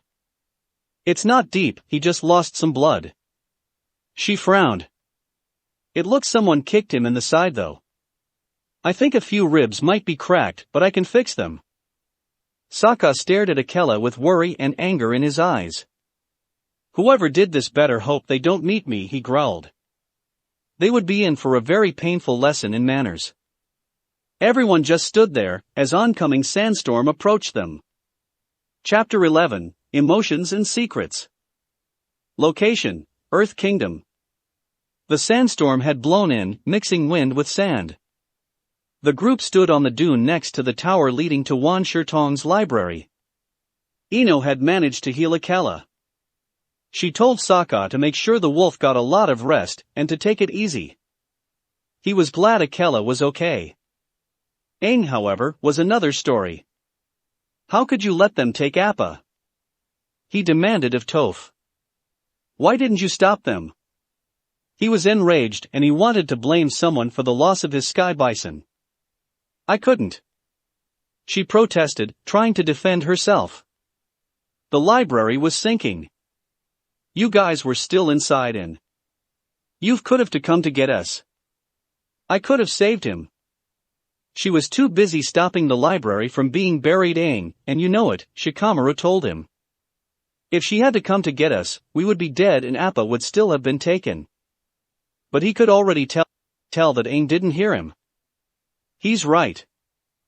Toph said. I can hardly feel any vibrations out here. The Sandbenders snuck up on me, and there wasn't time for. You just didn't care. Aang cut her off. You never liked Appa. You wanted him gone. Aang, stop it, Katara told him. She could see that he was angry and tried to keep him calm. You know Toph did all she could. She saved our lives. Our lives won't mean much if we stay here in this storm, Asuma noted. The sand swirled all around them. If it got any worse, the only people he knew who could get out of it would be shinobi from Suna. That's all any of you guys care about, yourselves. The Avatar yelled, lashing out at anyone who was nearby. You don't care whether Appa is okay or not. Knock it off, Aang. Sokka barked, not sounding like his usual goofy self. Instead, he sounded like he had authority and knew how to use it. You're not the only one who's angry here. Or did you forget that Akela tried to fight the Sandbenders off and got hurt in the process? Shut up, Sokka. He yelled back. Akela's not the one who got captured. Appa was. Guys, calm down, Katara told the two of them, trying to play peacemaker. We can't afford to be fighting now. Aang stomped away from the group. I'm going after Appa, he declared. He opened up his gilder and flew off. Aang, wait. But he was already gone, flying off into the desert. That kind of attitude would have gotten him severely punished if he was a shinobi, Shikamaru stated. He could already imagine the Hokage sending the air nomad flying through a wall. He's not a shinobi, Shikamaru, Choji told his friend. He could see the same thing, but he also knew it probably would never happen. Still doesn't mean he can go and do something like that. He left us here. If any Konoha shinobi did that without a particularly good reason, they would be treated like scum when they returned. In any case, we better start walking, Katara told everyone. We're the only people who know about the solar eclipse. We have to get that information to Ba Sing Se. They all nodded in agreement and walked off in silence, going back into the desert. Zuko and Iroh rode on the ostrich horse. Ever since he figured out how to breathe lightning, Zuko had practiced trying to use it. He soon figured out that using it wasn't the problem, generating it was. The normal way to generate lightning was to move your arms in a circular motion, creating the lightning on your fingertips and discharging it from there. Considering that he was breathing the lightning, both he and his uncle agreed that the movements of the hands were not necessary. Eventually, they figured out that for Zuko to generate the lightning, he had to imagine himself, and then break it down into his yin and his yang, then bring them back together. Once that was figured out, Zuko had to practice the imaging. He had made better timing after some practice, but it still took him a little while to do the entire process, which made the breath of lightning a risky move in combat. He also did the imaging practice while moving, but it was slower as his mind also had to deal with how the flow of combat went. And so, they rode on. Feeling that they should stop, Iroh began to make fake sounds of pain while clutching his left shoulder. Maybe we should make camp, Zuko finally said. It was obvious that's what his uncle wanted him to do. No please, Iroh told him. Don't stop just for me. He continued to make the fake sounds of pain until Zuko finally stopped the ostrich horse. He hopped down from the saddle and sat down on a nearby rock while his nephew attended to the ostrich horse. The ostrich horse turned its head and gave a low cry of warning, making Zuko move into a fire-bending stance. What now? Iroh asked with tried exasperation. His question was soon answered when they surrounded by 5 Komodo rhinos. The thing was the riders weren't all wearing the same uniform. Colonel Monk, he said as he stood up from the rock. What a pleasant surprise. If you're surprised that we're here, then the Dragon of the West has lost a few steps, the colonel said. Though I'm not surprised the scarred dragon didn't hear us approaching until it was too late. The brat is still wet behind the ears. His voice was filled with scorn as he said those words. The 5 riders prepared themselves for a fight. You know these guys? Zuko asked his uncle, ignoring the insult thrown at him.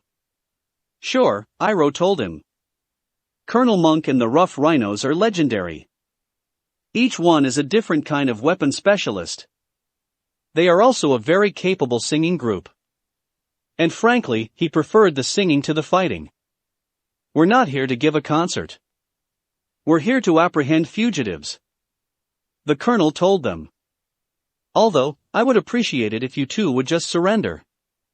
We are feeling generous today, after redeeming ourselves in Kozan. Zuko's eyebrows were raised when Colonel Monk mentioned Kozan. What happened there? Surprisingly, it was Vatcher who spoke first.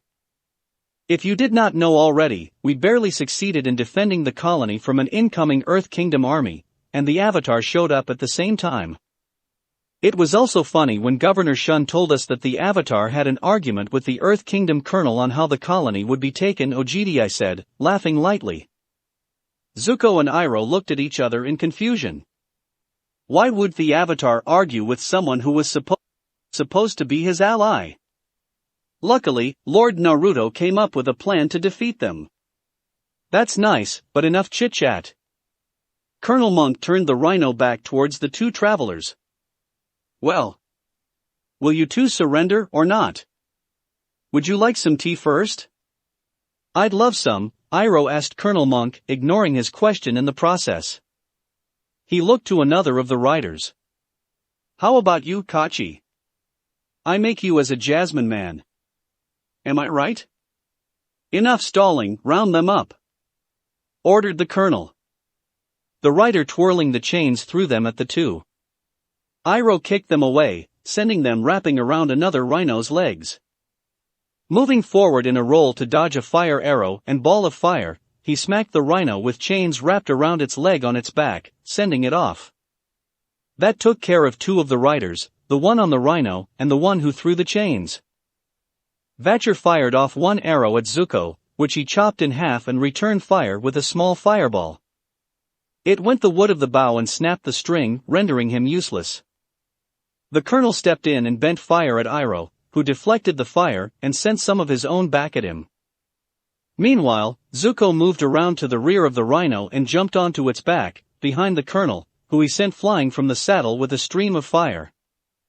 Iroh went for the ostrich horse and got back on. He rode forward past Zuko, allowing him to jump on the back. They fled with the fifth rider in pursuit.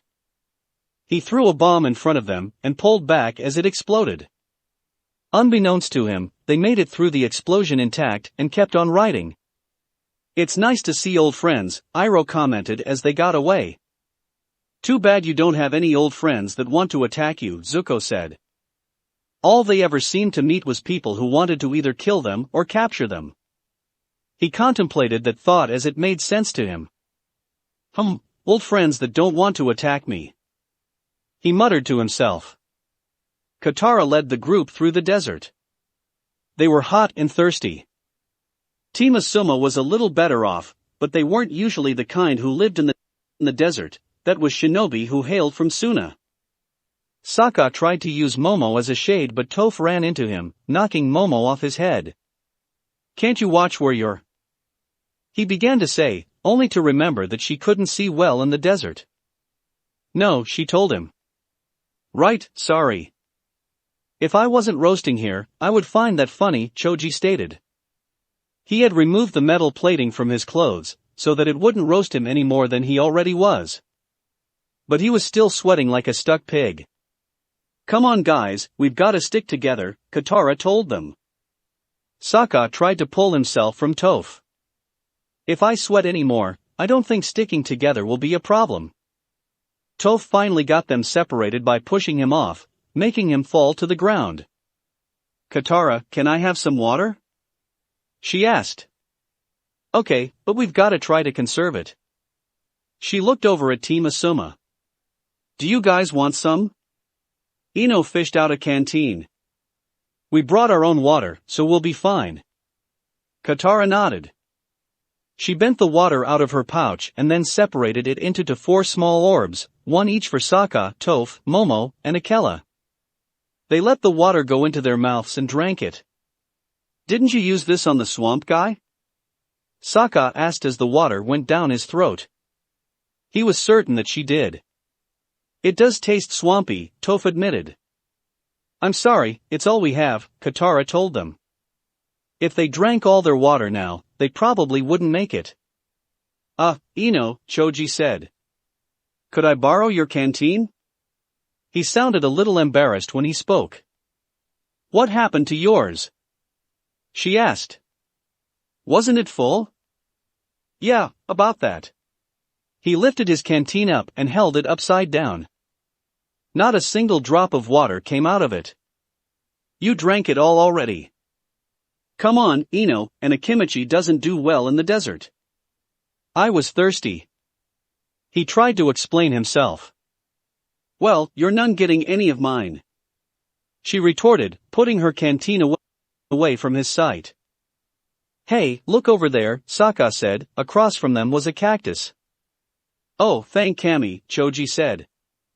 He rushed over to the cactus and sliced off a portion with a kunai. Choji, I wouldn't drink that, Asuma warned him.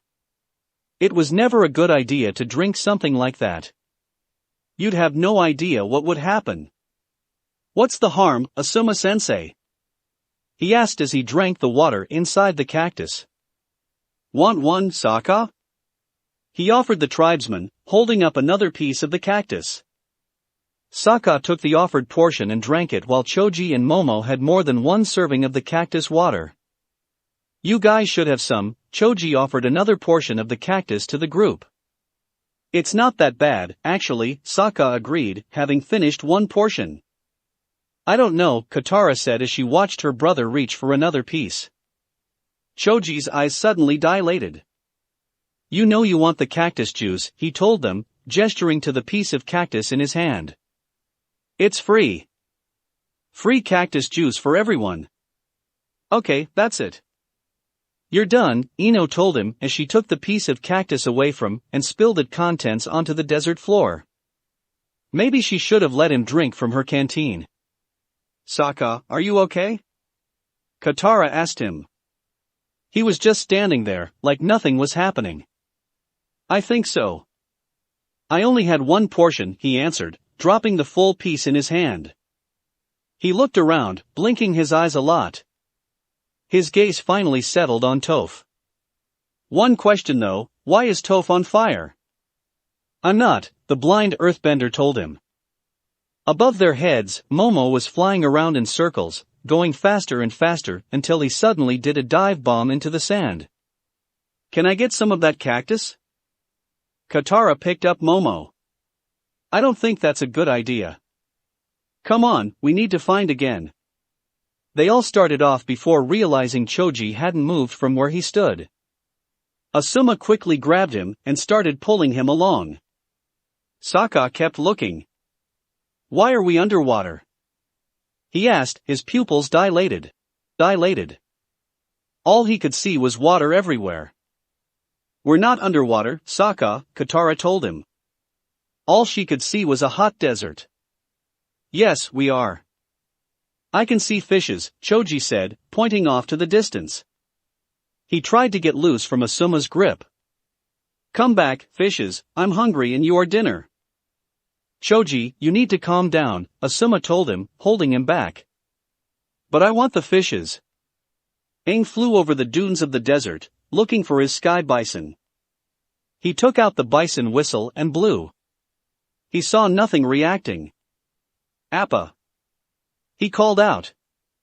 He landed on a dune and tried again. Appa. Again, nothing reacted. No, he whispered as a wave of sadness took over him. The sadness quickly turned into rage. No. He slammed his staff into the dune beneath him. He bent the air around as well, causing a huge cloud of sand to fly up. They crested a sand dune when they saw the giant cloud of sand, which was beginning to look like a mushroom. What is that?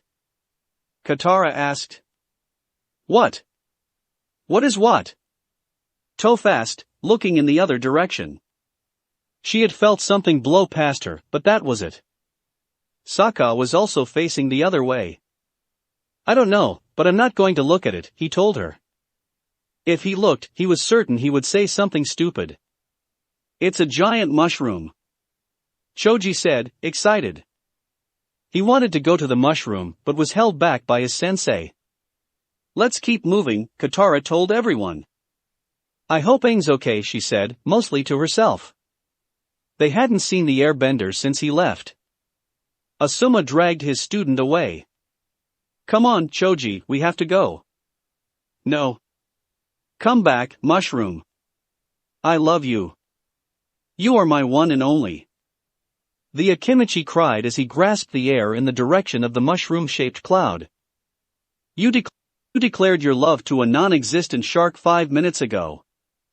Ino told him, helping her sensei pull him away. What a drag, Shikamaru said as he joined in the dragging. Master Yu and Xianfu had been hunting To for some time now. Her father had promised them an incredibly good reward if they brought her back, so they reluctantly worked together to find her. Their hunt had led them to the Misty Palms oasis. They started asking the residents if they had seen her. Yeah, a little barefoot blind girl and her friends passed through here a few days ago, a man told them. Did they give you any indication of where they were headed? Master Yu asked. Maybe you could give me a little incentive? The man rubbed his fingers together, giving the hint that he wanted money for the information. Are you suggesting that I break your fingers? Threatened Xianfu. The man whipped his hand around his back. They went into the desert, he told the two of them hurriedly. Too bad there's almost no chance they survived. That's okay, 'cause she's wanted dead or alive. No, she's not. Master Yu argued as the man who gave them the information backed away. I'm certain her father wants her alive. Hey, look. Xianfu noticed something on a nearby board. Fire Nation wanted posters. So, he wasn't sure where this was going. One of the posters was of Zuko and Iroh. Xianfu turned and saw the same two men walking into the cantina. So, look who's here. They had been given the opportunity to make some easy cash. They continued without further incident. By now, the sun was setting and the temperature was getting cooler. A shadow flew over them. When they looked up, they saw it was Aang. He landed behind them and stayed there. I'm sorry, Aang, Katara told him as she ran up to meet him. I know it's hard for you right now, but we need focus on getting out of here. She put a reassuring hand on his shoulder. He shrugged it off. What's the difference? We won't survive without Appa. We all know it. I could say that I knew this would eventually happen, and that I told you so. So, Sokka said to Aang and Katara, earning him a glare from the airbender. But considering the fact that I may not be able to follow the ensuring argument, I won't. Come on Aang, Katara told him. We can do this if we work together. Right, Toph? She asked the blind earthbender. As far as I can feel, we're trapped in a giant bowl of sand pudding, she answered. I got nothing. Sokka, any ideas on how to find Ba Sing Se? Asked Katara. If there was anyone who could come up with a plan, it would be her brother. I'll let you know when I can think straight again, he told her as he sat next to Akela. He kept shaking his head slightly, like he was trying to get sand out of his ear. How about you guys? She asked Team Asuma. Do you think if we ask nicely, the circle birds will let me eat them? Choji asked, pointing to the sky. Shikamaru looked upwards. Those aren't birds, Choji, he told his friend. Those are, it's too troublesome to figure out what those are. Katara looked upwards to see what they were looking at. Circling above them were buzzard wasps, 4 of them. It was like they were just waiting for the group to throw in the towel, so they could feast. Then she looked at the group. Aang was sulking, Toph was almost falling asleep, Momo was on his back moving his paw in a circle, Sokka sat next to Akela trying to clear his head and Team Asuma was trying to convince Choji that there wasn't a giant boar with a banner that said please, Choji, I beg of you. Eat me. Tied between its tusks on the next noon over. She gave an exasperated sigh. They weren't going to throw the towel in yet. We're getting out of this desert, and we're going to do it together, she told them. Aang, get up, everyone, hold hands. They did as they were told. We can do this. We have to. She told them. They continued walking, this time by holding hands. Akela walked alongside Sokka. Ino looked back at Shikamaru, who was at the end of the line. Shikamaru, what are you doing to Momo? She asked her teammate. In his free hand, Shikamaru held Momo by the tail, allowing him to flap his wings without flying away from the group. Keeping him entertained, he answered with a straight face. Momo looked like he was enjoying himself. They kept walking until the sun had almost set. They had also stopped holding hands. "I think we should stop for the night," Katara finally said. When she said that, everyone pretty much collapsed. "Is there any more water?" Toph asked. She was thirsty and she wanted a drink. "This is the last of it," the waterbender told her. "Everyone can have a little drink." She bent the water out of her pouch and held it in the air.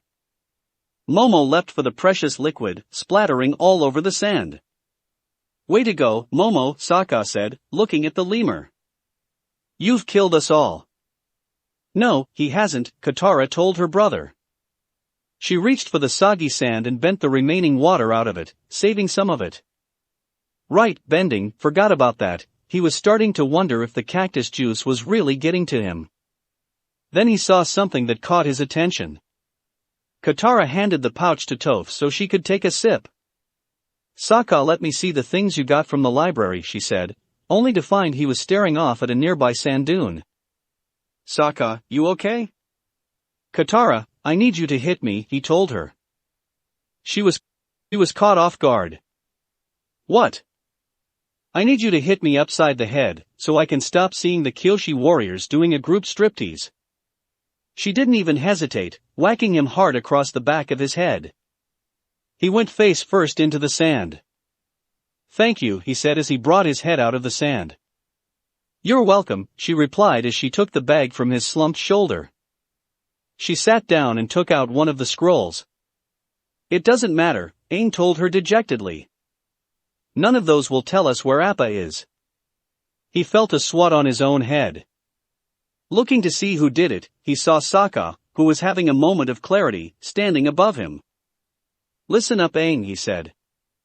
"I know that you and Appa have been through a lot, and I know you hate the fact that you can't find him. But face the facts, Appa is not our primary concern anymore, getting out of here alive is. Stop moping and help us out." Aang gripped his staff and rose from where he was sitting. "That's enough." Asuma barked out, standing between them, stopping the fight before it even started. "Aang, Sokka is right, we need to worry about leaving this desert alive first." "Sokka, remember that Aang lost his closest friend. You don't need to remind him of it every time you can." Aang walked away. "Whatever," he grumbled as he sat down a little further away from Sokka. "Look guys, this way we can find which way Ba Sing Se," Katara told them as she held a constellation map in her hands. "We can use the stars to guide us. That way we can travel at night when it's cool and rest during the day." She looked back and saw everyone was almost asleep. "Just try to get some sleep. We'll start again in a few hours." Zuko looked around the cantina and wasn't impressed by what he saw. "No one here is going to help us," he told Iroh. "These people just look like filthy wanderers." "So do we, Iroh pointed out. That was the whole idea. Then he noticed something. "Ah, this is interesting." Zuko followed his uncle's line of sight until he was looking an old man at a pie show table. "I think I found our friend." "You brought us here to gamble on pie show?" Zuko demanded in a hushed voice. He couldn't his uncle would do something like that at a time like this. Iroh stood up from the table. "I don't think this is a gamble." He walked over to the pie show table and Zuko followed. On the other side of the cantina, Xi and Fu and Master Yu were watching their every move. "Let's take them now," Xi and Fu said, rising from his chair. If they caught them, it would be easy cash. Master Yu put a restraining hand on him. "This place is full of desperate characters. If they find out we're collecting a bounty, we may have to fight them just to keep our prize." "Patience," he told Xi and Fu. The Earth Rumble host sat back down and continued to watch. "May I have this game?" Iroh asked the old man as he approached the table. "The guest has the first move," he answered. Iroh sat down and placed a tile in the middle of the board. "I see you favor the White Lotus Gambit," his opponent commented. not many still cling to the ancient ways. He made a gesture with his hands. Those who do can always find a friend, Iroh replied, making the same gesture. Then let us play. The two of them began the game. The only thing Zuko could do at this point was grab a chair and wait. The two players went back and forth, slowly at first, but also gradually picking up the pace. As they played the game, Zuko realized that they were placing the tiles so that they made a larger design. The two players placed their last pieces down at the same time, completing the design. "Welcome, brother," the old man said. "The white lotus opens wide to those who know our secrets." "What are you old gasbags talking about?" Zuko finally asked them. They weren't making any sense to him, at least. "I've always tried to tell you that Pai Sho is more than just a game," Iroh told his nephew cryptically, fiddling with a tile between his fingers. Xin got impatient. "I'm not waiting all night for these geezers to finish yapping," he declared as he stood up from his seat. "Master, you simply followed. It's over." Xin shouted at Zuko and Iroh as he made his towards them. "You two fugitives are coming with me." The old man got in his path. "I knew it," he said loudly. "You two are wanted criminals with a big bounty on your heads." Thanks to his time in Akawan, Zuko realized what the old man was doing and kept quiet. "You think you're going to capture them and collect all that gold?" the old man asked the two bounty hunters. "Gold?" asked someone. The attention of everyone in the cantina was now on Xin and Master Yu. Maybe we shouldn't," Master Yu suggested to Xin, who only smirked in answer. Sure enough, a brawl started up. While Xin and Master Yu dominated the others, they didn't notice that the old man, Zuko, and Iroh had left the cantina. They had slept for some hours before Katara woke them up again. "Come on, get up." She shook Sokka awake. "We need to go." "I'm up," he told her as he sat up. Akela opened his eyes as he rose from where he slept next to Sokka. The both of them stood up shakily. Toph also sat up and smacked her lips. "Yesterday my mouth tasted like mud," she said. "Now it just tastes like sand. I never thought I'd miss the taste of mud so much." That was a weird thing all by itself. Speaking of mud, Choji said as Team Asuma woke up. "Have you guys ever wondered what Tauntaun would taste like?" "Choji, if I were you," Asuma began, "I'd never utter that phrase again. Those who try to eat the pig risk Shizune's, Tsunade's, or Kami forbid, Tauntaun's displeasure and anger. That was a fate he wished on no one." Katara walked over to Aang. "I'm awake," he told her as she was about to wake him. "I couldn't sleep." He kept thinking about Appa and where the bison might be. "Well, we need to get moving if we want to get out of this sand pit," she said to him. Aang saw something flying past the full moon that looked almost like his sky bison. "Appa!" he cried in joy. Sokka looked up. "I don't see Appa," he said before he narrowed his eyes at the moon. "But why is Princess Yu trying to fish for stars?" "The moon is made of cheese," Choji declared. "Can I have some?" he asked his teammates, naked longing evident in his voice. "No," Ino told him firmly. Everyone, minus Choji, looked more closely at it. "It's just a cloud," Katara said before dropping her head. She immediately brought back up. "Wait.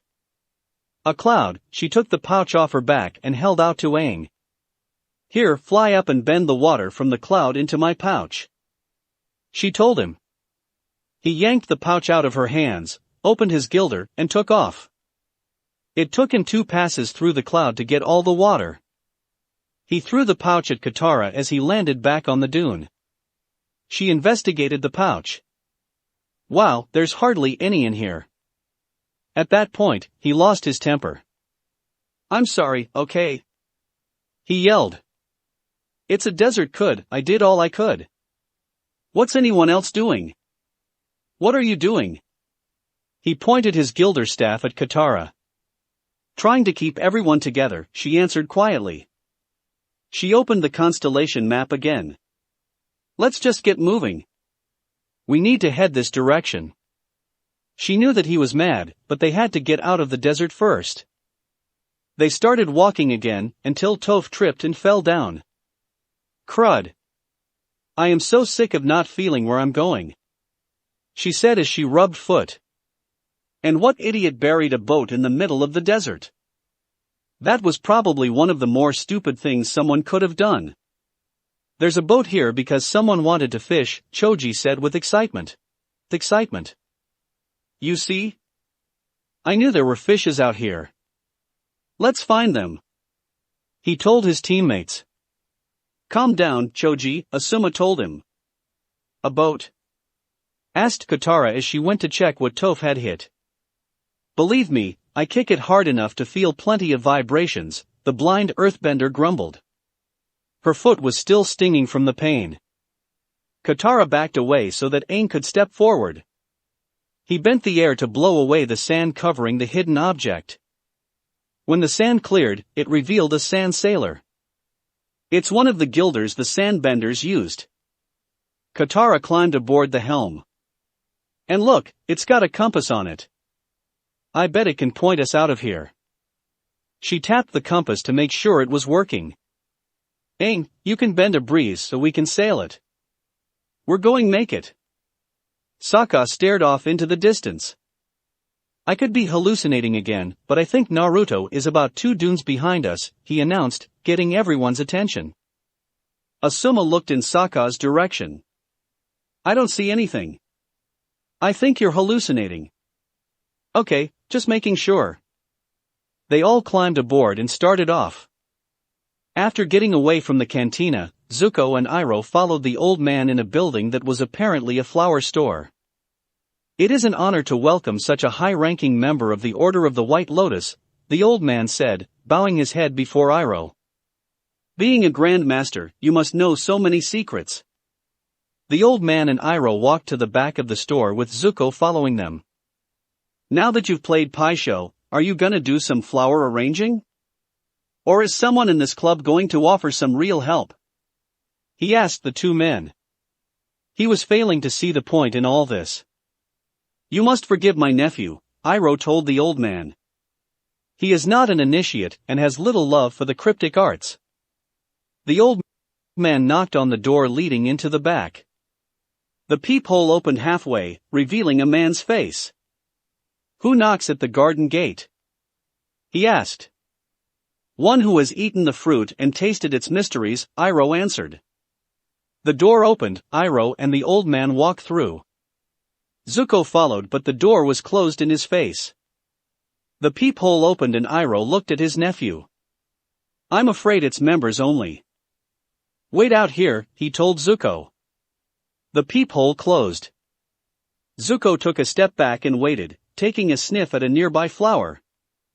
Doesn't smell too bad, he thought to himself.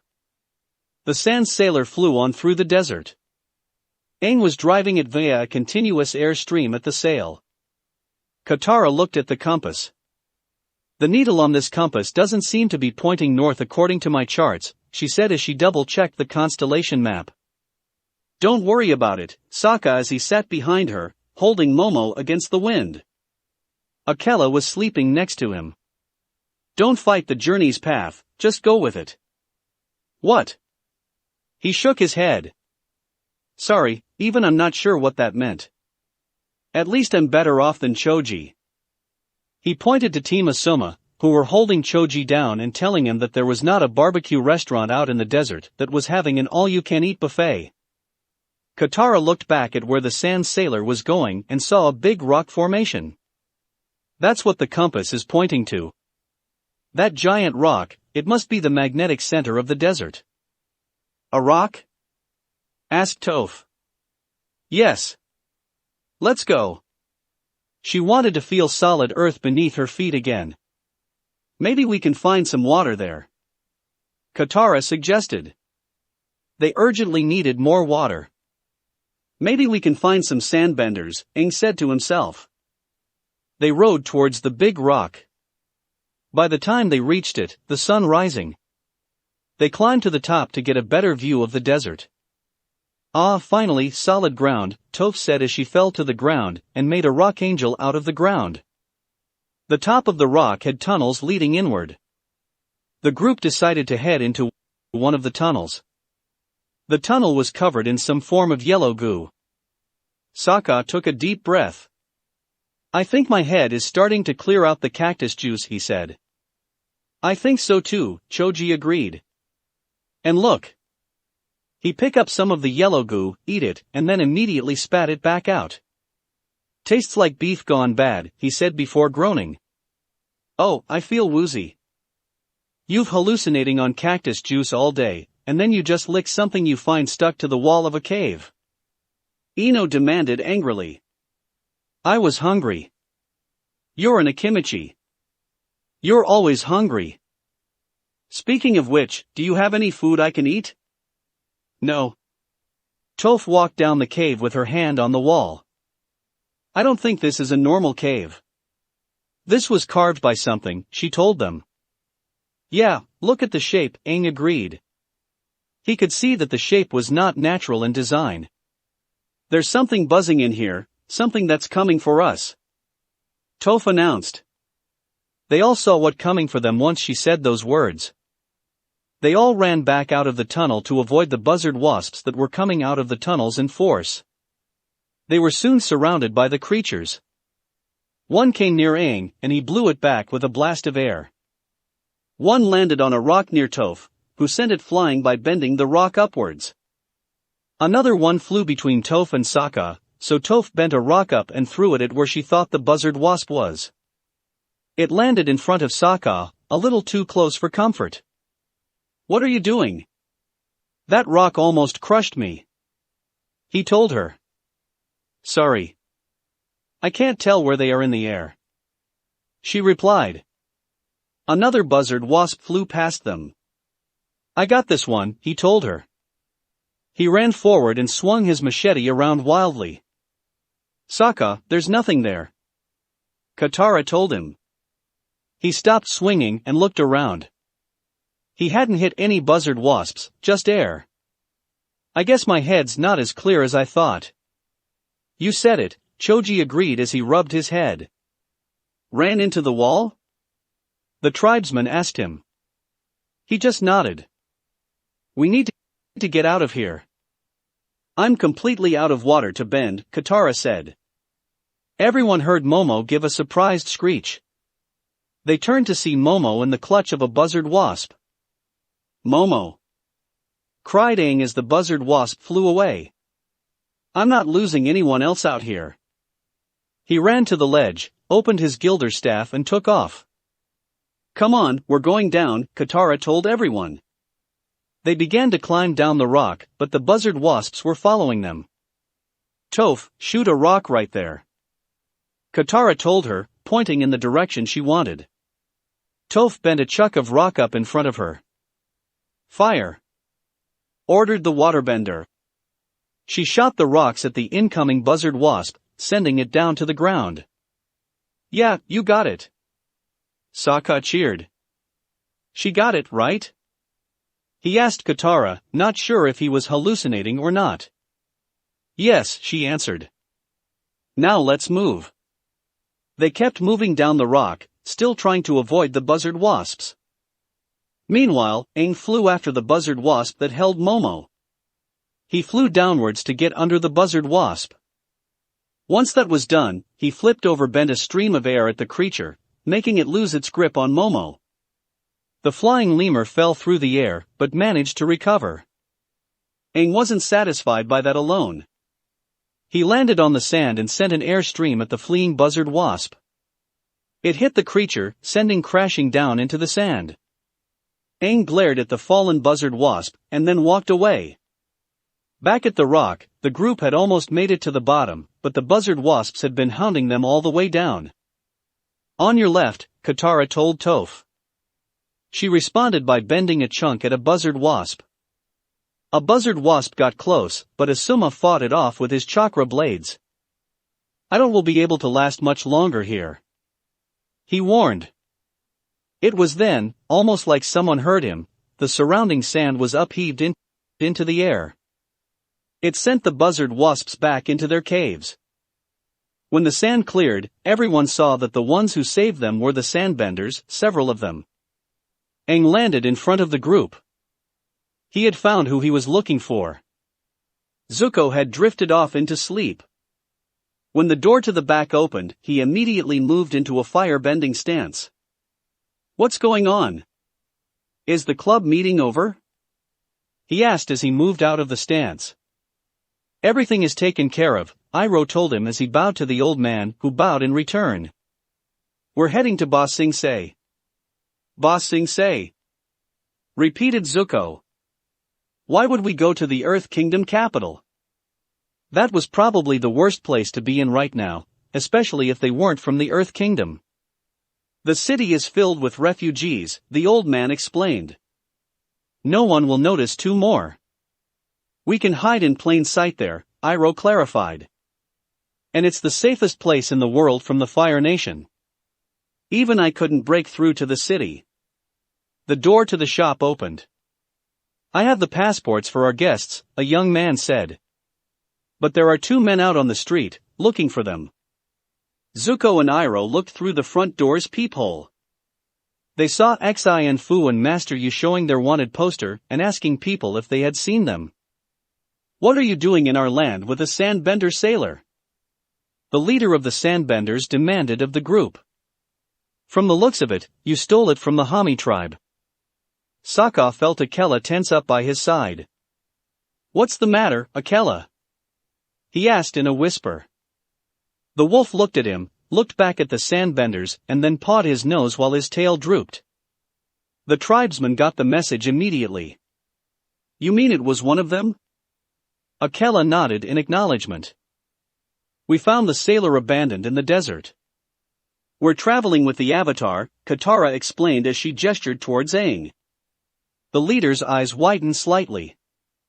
He knew who that was. "Our bison was stolen, and we have to get to Ba Sing Se."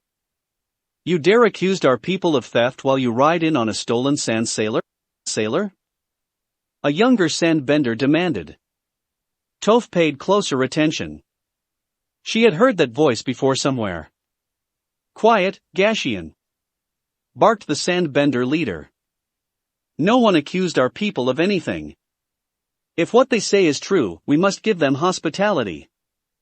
That was the law that every Sandbender tribe held to. No one ever broke the law of hospitality. "Sorry, father," Gashian apologized. He knew the law as well. Toph's eyes widened at the voice. "I recognize the son's voice," she whispered to Katara. "He's the one that stole Appa." "Are you sure?" Katara asked. They had to be careful and not accuse the wrong person. "I never forget a voice." However, the two of them had forgotten that Aang was right behind them and could hear every bit of the hushed conversation. He marched forward with angry steps. "You stole Appa," he accused the son, pointing his staff at him. "Where is he? What did you do to him?" "They're lying. They're the thieves," Gashian protested, trying to deflect the blame. Aang responded by swinging his staff at one of the sand sailors, bending an air stream at it and destroying it. "Where is my bison?" he demanded. The door to the flower store opened and the young man walked out, pulling a cart with 2 big pots of flowers. As he walked away, Xi Fu and Master Yi walked towards the store.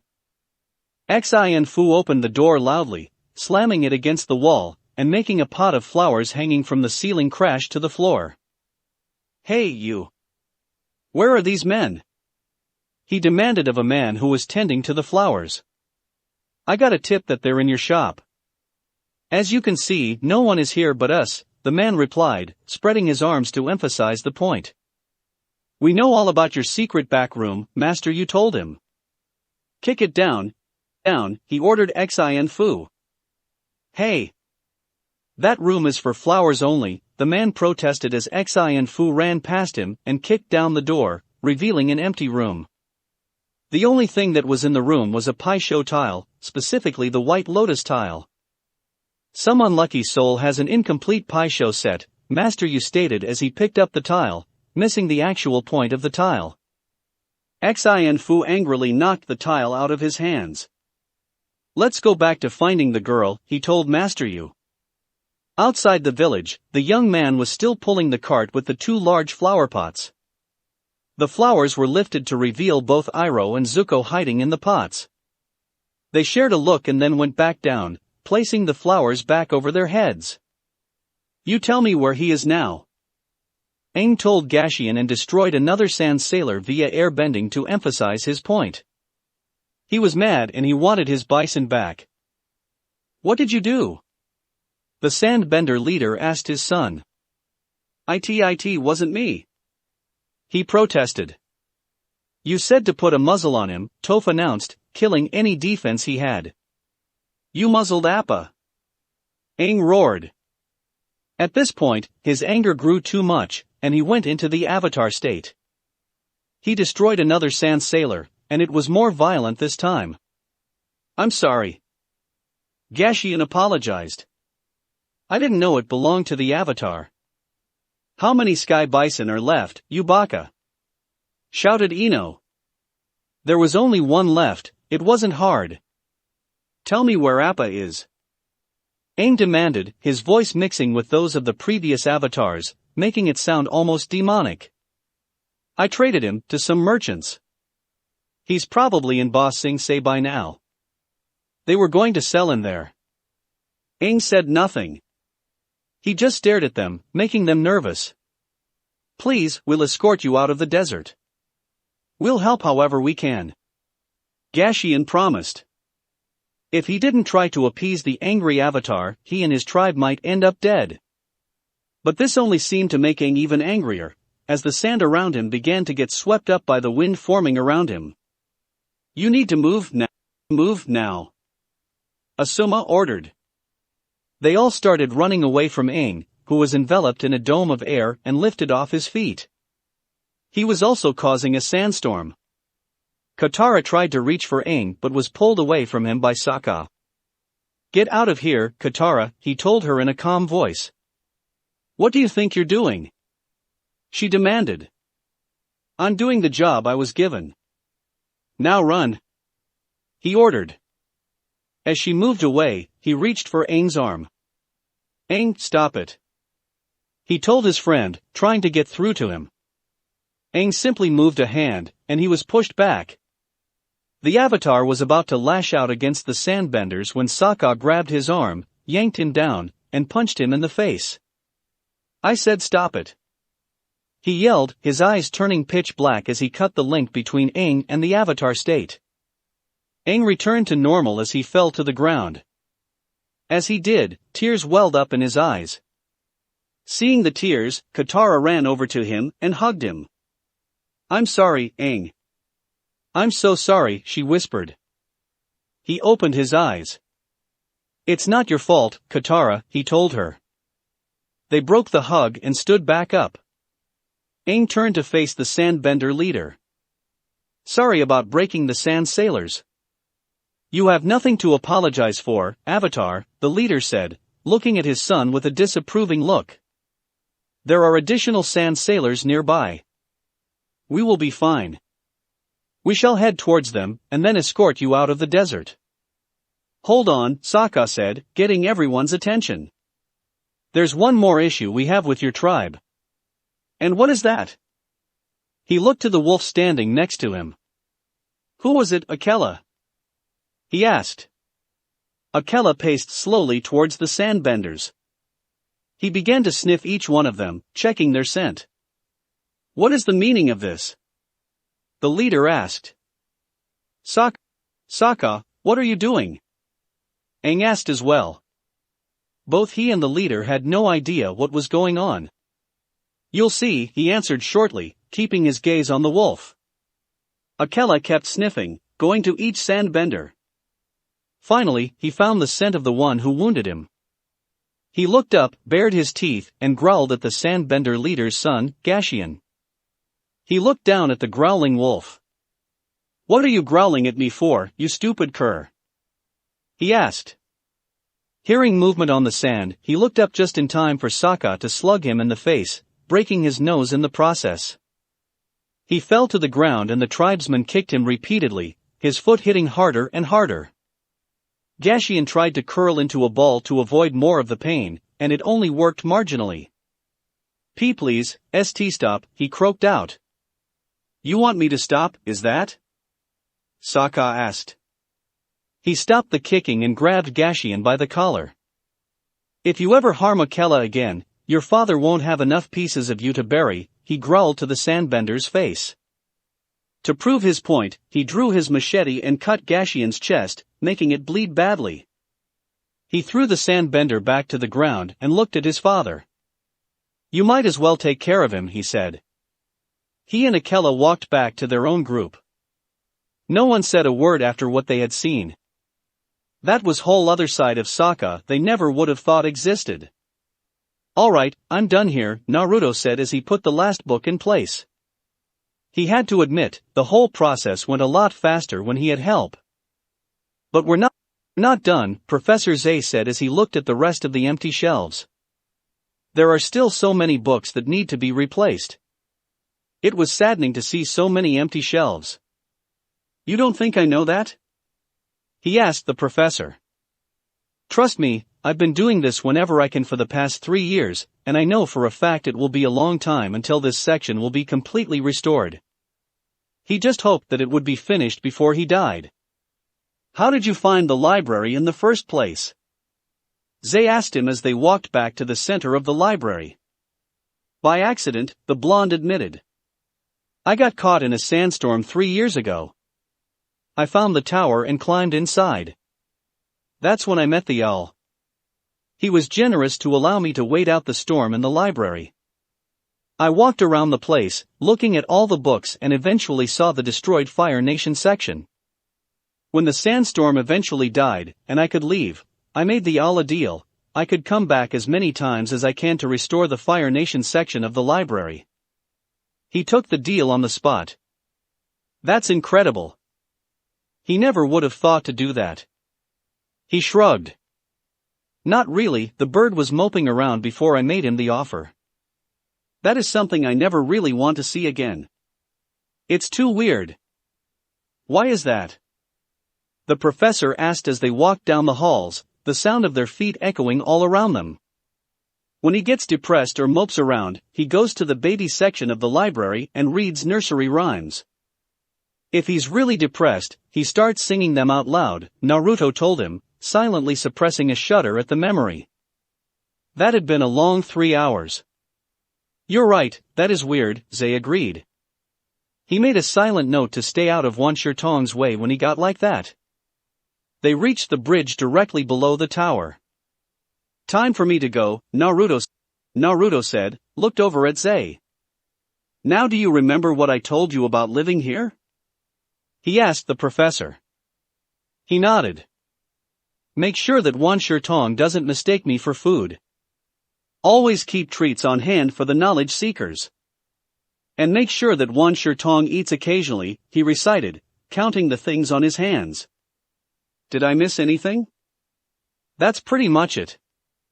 I'll see you when I come back, Zay, he said before literally jumping all the way up to the inside of the tower, and then ran up it, leaving behind a stunned Zay. He soon leapt out of the window and landed in the Siwang Desert. Information went through his head almost as soon as he landed. It seems that the Avatar's group has received help from the Sandbenders, he mused.